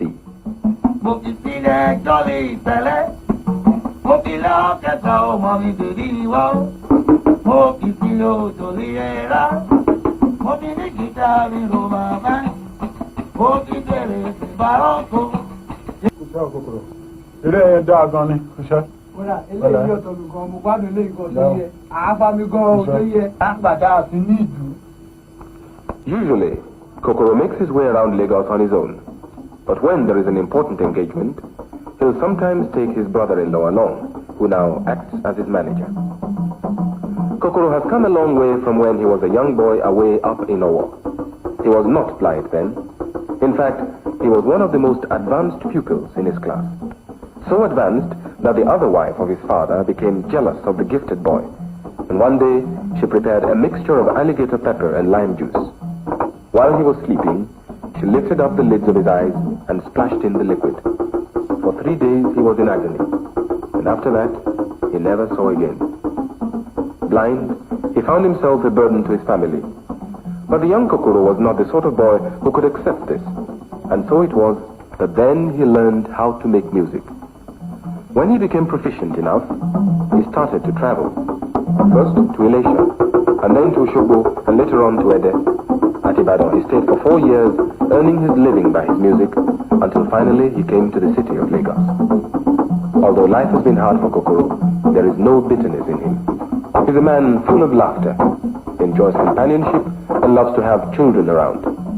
Someday soon, he hopes to marry and then have kids of his own. And he swears that by the grace of God and his own hard-earned craft, he'll see to it that, for them, it's a different story.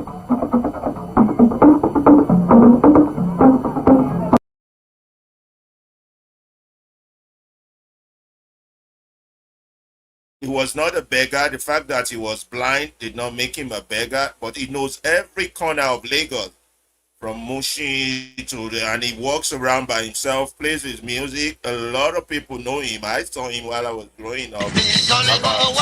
Yes, another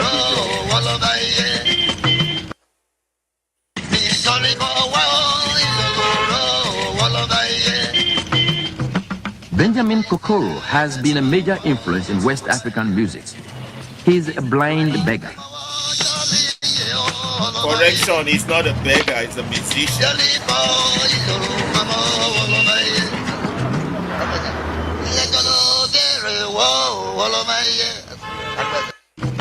Benjamin Kokoro has been a major influence in West African music. He's a blind beggar.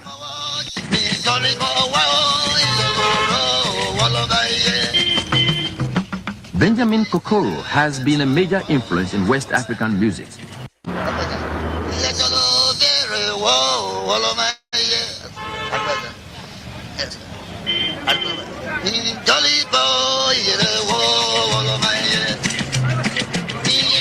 Kokoro's aims remain those of his wandering predecessors.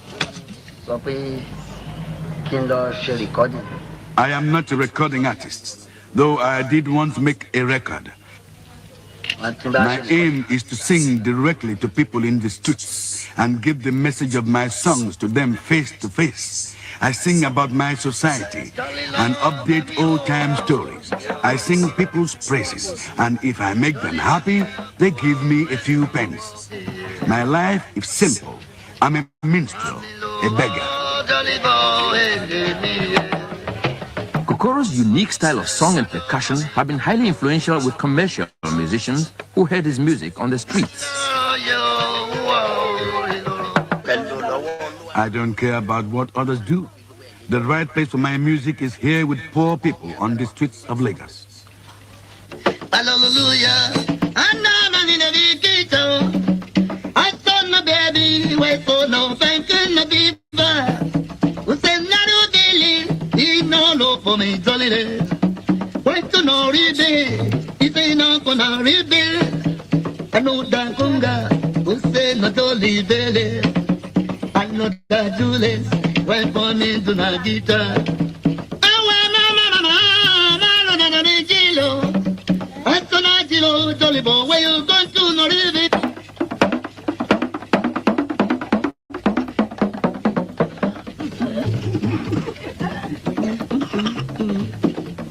Orimade, Jolo, Orimade.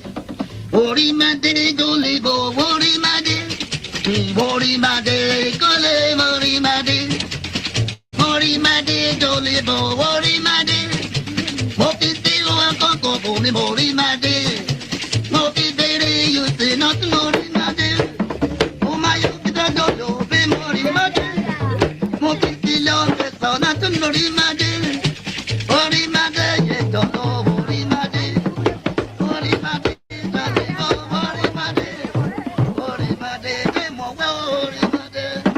Orimade. Other styles of urban music, though influenced by Kokoro, have found a very different place in So that's an old clip of Benjamin Ade. Let me make sure you guys can hear me first. Yep, you can hear me.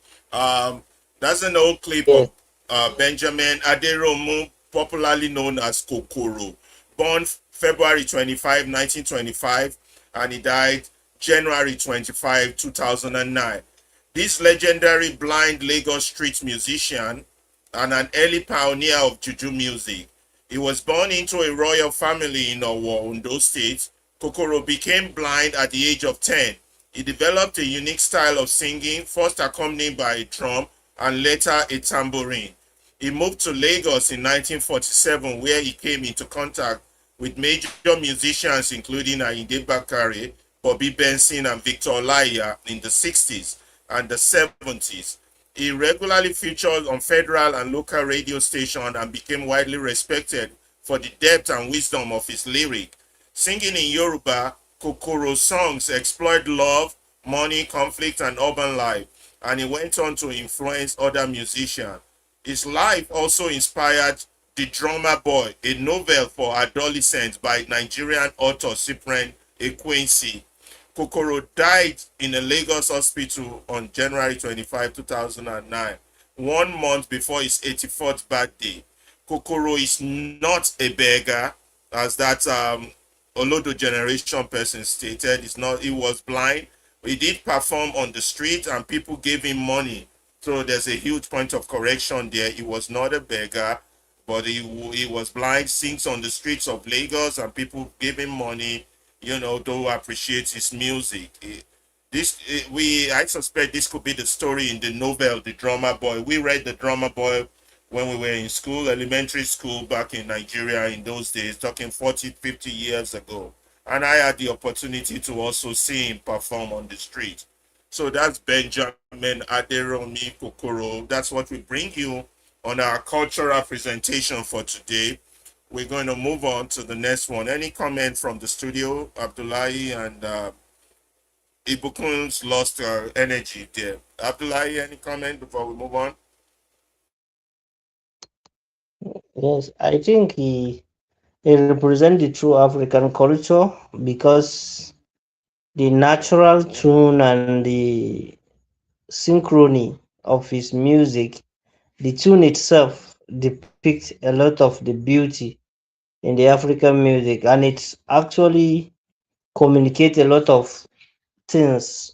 When for people that understand music, when you look at the way he beat the drum and the end, like even from you see the passion, you see the emotion that is attached to what he is doing. So that will actually telling you that look, he's doing this with passion. He's not just doing it for the money. He's not doing it but for what?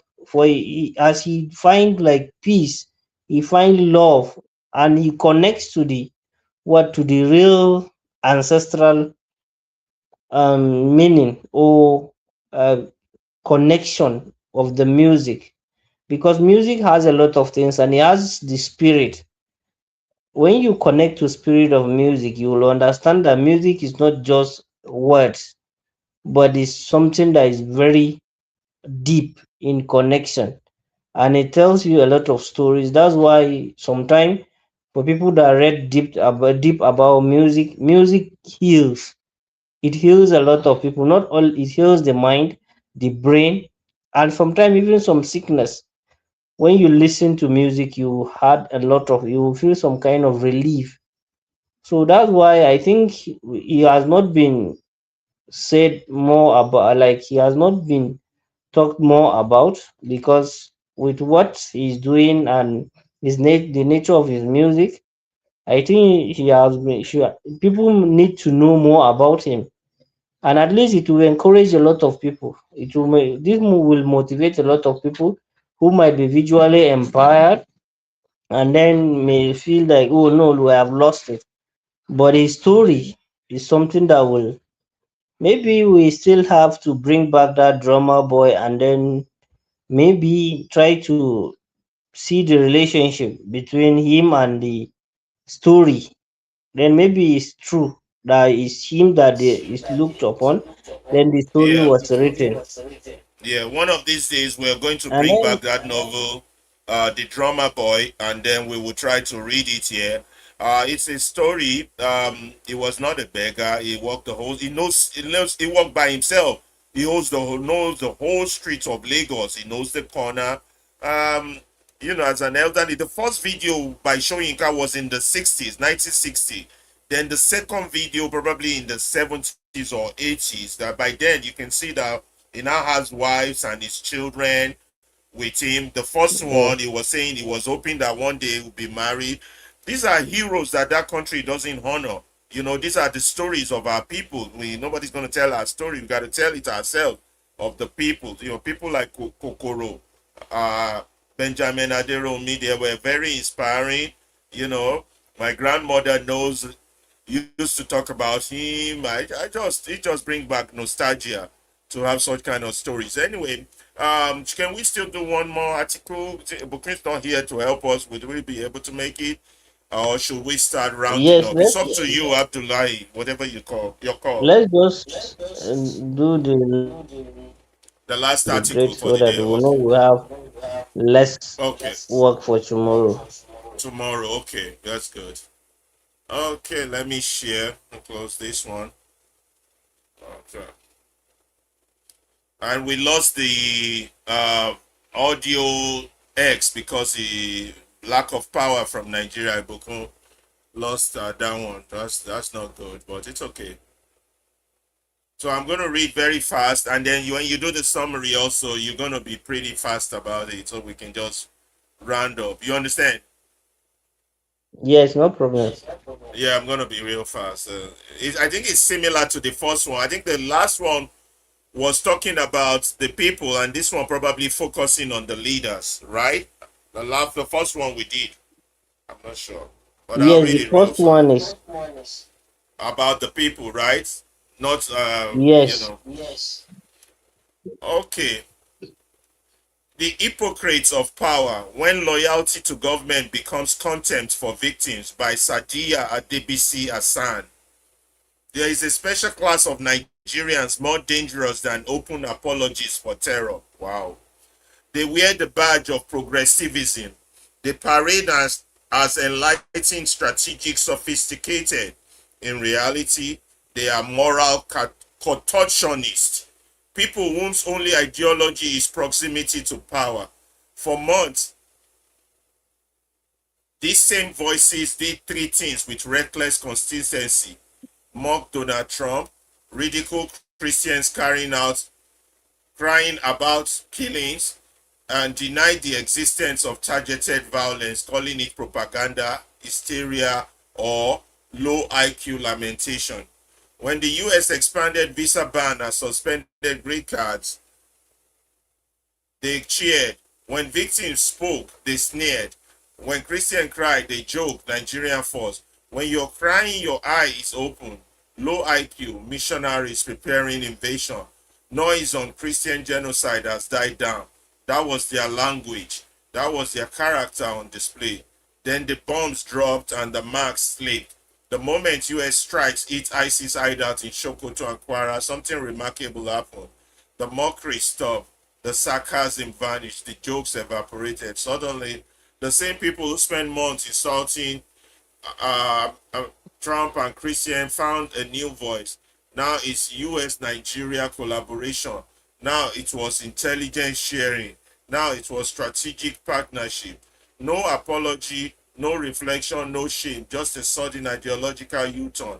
executed with the grace of people who believe memory does not exist. This is not evolution, this is hypocrisy. You cannot spend months downplaying terror. It looks like this guy is describing the APC people here. Right, Abdullahi? I don't know. I didn't read this. Yes. Because they're the ones who do this. Downplaying terror, mocking victims, insulting foreign allies, dismissing cries of general, and then overnight take credit for the same action you ridicule. This is not patriotism. That is not strategy. That is moral bankruptcy. The most disgusting part, kicking the victim, what makes this hypocrisy unforgivable. It is not just a flip-flop. It is who they targeted. They didn't insult terrorists. They insulted the victims. They told grieving communities, you are exaggerating. You are being used. You're lying. Your pain is politics. They laughed while people buried their dead. Then when force was finally applied to the very terrorists they denied existed, they rushed to sanitize themselves. You do not get to rewrite history that easily. Anti-people are pro-power. These people are not defenders of the state. They are defenders of optics. They will support anything, absolutely anything, so long as it makes the presidency look good. Shield power from criticism, invalidate citizens' pain, even if it means gaslighting victims, normalizing terror, mocking faith, abandoning basic decency. They are worse than open defenders of criminals, because at least criminal defenders are honest about where they stand. These ones hide behind slogans while standing on the necks of ordinary Nigerians. You have no moral high ground. Let it be said clearly without apology. You have no justification to mock those who defend terrorists when you defended denial, defended silence, defended mock, defended indifference. You are birds of the same feather. One side just wear better grammar. History does not forget flip-floppers. In serious country, public intellectuals are judged by consistency under pressure. France terror sympathizers were isolated. UK denialists were exposed. Israel security debate is brutal but honest. Indian hypocrisy on terror is politically fatal. Only in Nigeria do people believe shouting government force absorb cruelty. It doesn't. You insulted Trump when he spoke. You mocked Christians when they cried. You cheered visa ban when Nigerians suffered. You denied terror when blood was still wet. Now bombs fall and you clap from the sideline, pretending you were always on the right side of history. You're not. You're not progressive. You're not patriotic. You're not strategic. You're directionless defenders of power. And Nigeria will pay a price for surrounding leadership with people who fear the truth more than terror. History is watching, and this time the screenshots are permanent. Bola Tinubu, beware those whose loyalty bends with convenience. They serve optics, not the people, and their counsel costs the nation dearly. Well, I think this is talking about Agbadorian. I don't even know if we should do the pidgin version. What do you think? Yes, I think because the message is very clear, and then he point out directly to the people that is addressing. What I think it has addressed them directly. We don't need to do. What do you think? Let me ask you first. What do you think? Should we do this? I don't think we should though. I think let's just give it a small rundown. Okay, just give it a small rundown. Yeah. Yes. Because this is talking about all these APC minutes. Apologies on Twitter. You know.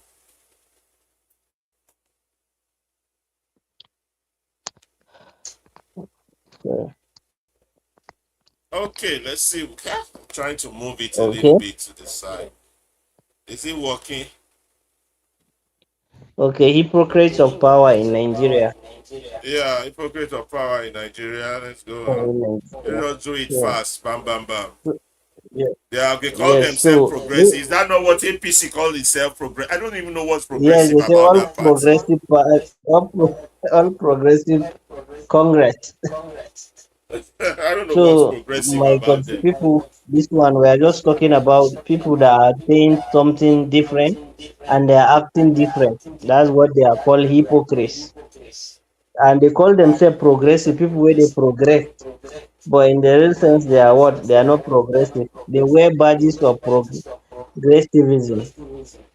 So anytime they carry things where they talk say they are all progressive, but they are not. That's what this is saying, and they parade as enlightened and strategic. They say that people now them people wey sabi wey know, they are well aware and they sabi how to do things. And moral control, sorry, moral control, Contortionist. contortionist. Yes, contortionist proximity to power. All they think say they are people with morality, and all they want at the end of the day, they just want to get close to power. Make them just grab the power, let them do what they want to do with am. Then their past action, that's the thing where they don't do before. Their actions, so they mock Donald Trump. They use American president do talk wetin they want talk, and then they ridicule Christian victims. They talk about Christian brothers wey they don't kill and all these things, and they talk am say they look at say no be something wey don happen, wey no be serious thing.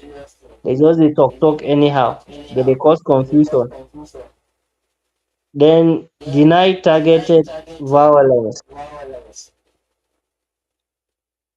So they call that one, they call it what, propaganda, and what violence. They call am say na propaganda and hysteria, mass hysteria. That's people just dey comot. They want dey cause problem, but no be say na real violence. And they have low IQ on lamentation. Their brain no dey function well. They just anytime wey people talk about it, they will say na people just dey complain on top things wey no suppose dey. I just jumped a Then little bit. okay, so not evolution but hypocrisy. So no be say they dey evolve, no be say they dey progress, no be say they dey develop, but they are just hypocrites. They no be wetin they dey talk, no be wetin they dey do. They dey talk say they be progressive, but they no be. They dey downplay terrorism. People wey dey kill anyhow, they dey downplay their matter. People dem dey talk say people they no kill the numbers, they reduce am, and they no dey allow media to report the actual thing wey dey happen. They are mocking victims instead of make dem help big victims get justice. They no dey help them. They dey mock them. They dey use them play. They go say government no pay money, government this thing happen, this thing. Then they insult allies and dismissing crisis. They insult people where they dey close to them. All those people where they dey the same categories, they insult them and they dismiss crisis. Problem where they happen, they know the gree say they accept am. No be crisis again. Then overnight ideological U-turn. One day like this, they go sudden one time like this, they go just they say they go this way, then sometimes they go come back this way. Even within their government, now the same progressive people wey they call themselves. So at the end of the day, they go turn this policy this way, then later they go come back, taking credit for what ridicule actions. They accept things wey na ridicule. They just dey mock people. They just dey look down on people. They anything wey they ridicule people, na they take action for. So disguising pact kick victims. The disgusting pact is what the thing where they irritate, where they make people, people no like her, is what they are kicking victims. They use their leg or their hand, they kick the victim. Then target victims, not terrorists. People wey na them they think they affect, na them they suffer, but na them still they talk, they what they look them as na the bad people be that, but they celebrate and dine with the. They say all this one they talk about all these terrorists where they don't arrest. Sometimes they will say they do amnesty, they do rehabilitation for terrorists.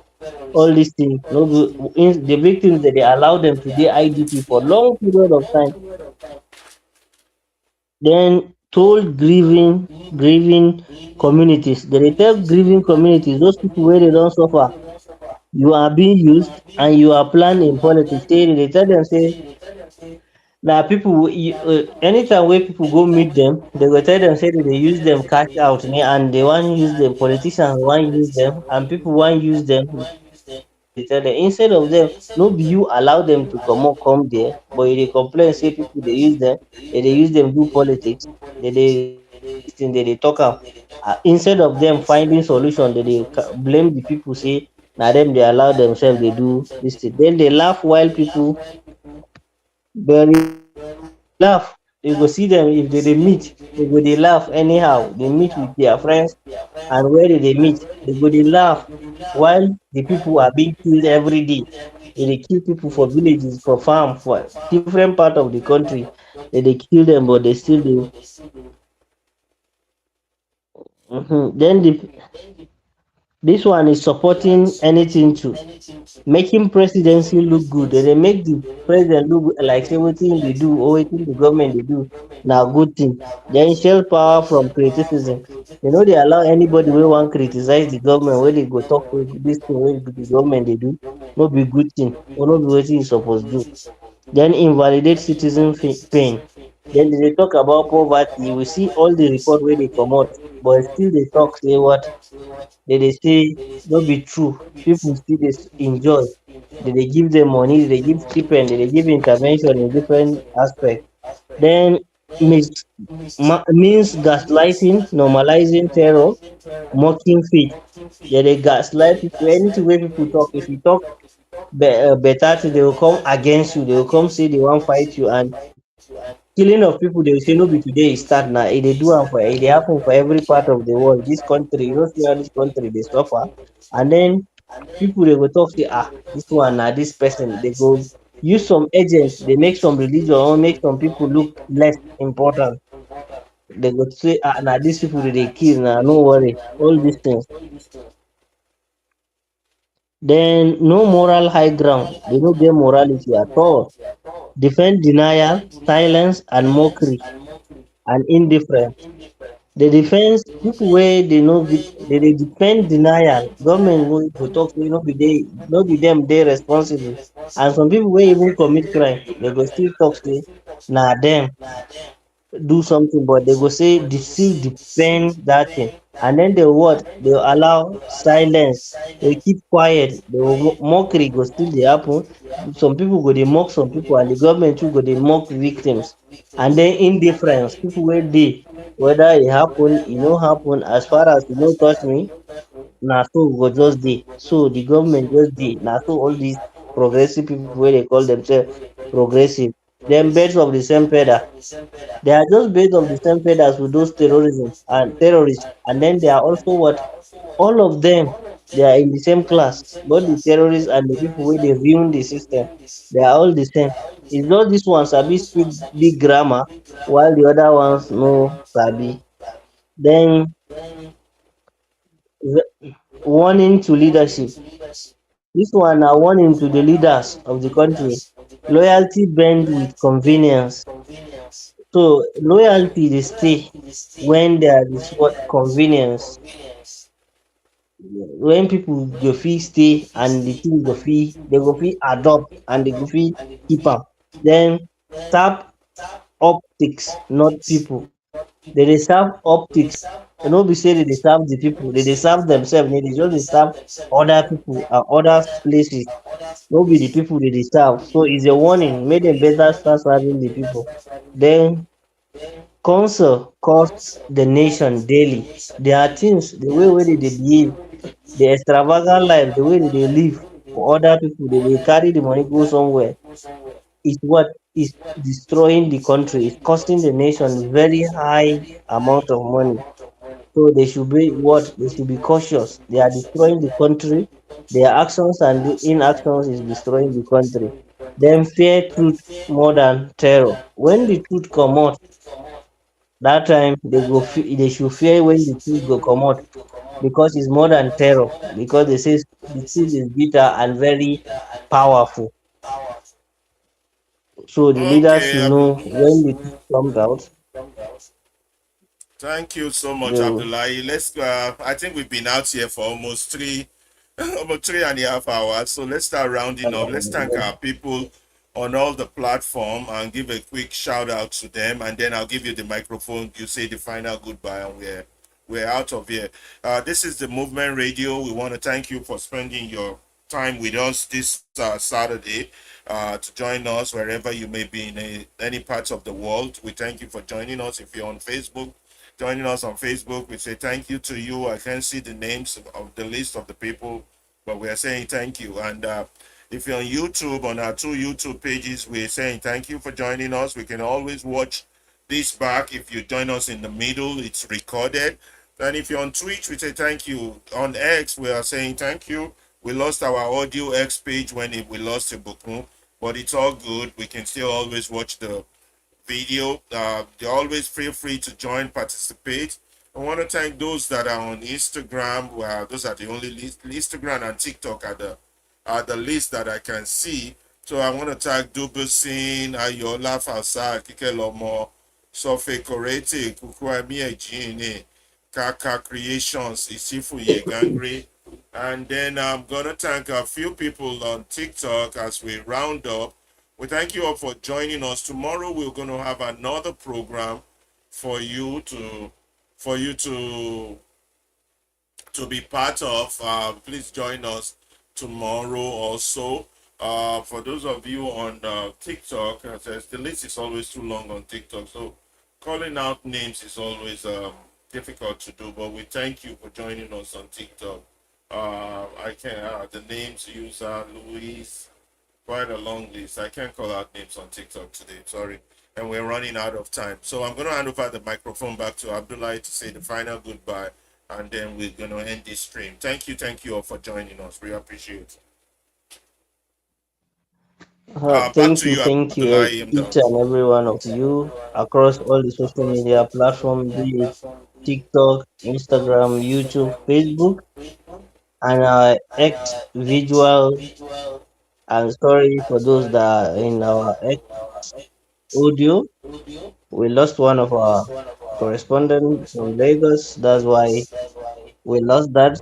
But tomorrow is another day where we'll have another great show. So thank you for your resilience. Thank you for your always coming. We look forward as we keep growing, as we keep inviting, as we keep sharing, as we keep liking. We'll keep expanding, and then we'll look forward for your own opinion, your comments, your likes, and everything. This is a Nigerian project where we will all join our hands and do it together. So let's see you tomorrow. I remain Abdullah Salisu Aliyu, Movement Radio Abuja. See you tomorrow. Thank you. While we await our Chicago Movement Radio. So we'll see you tomorrow, same time. See you all tomorrow. On Thank the you all Movement very Radio. much.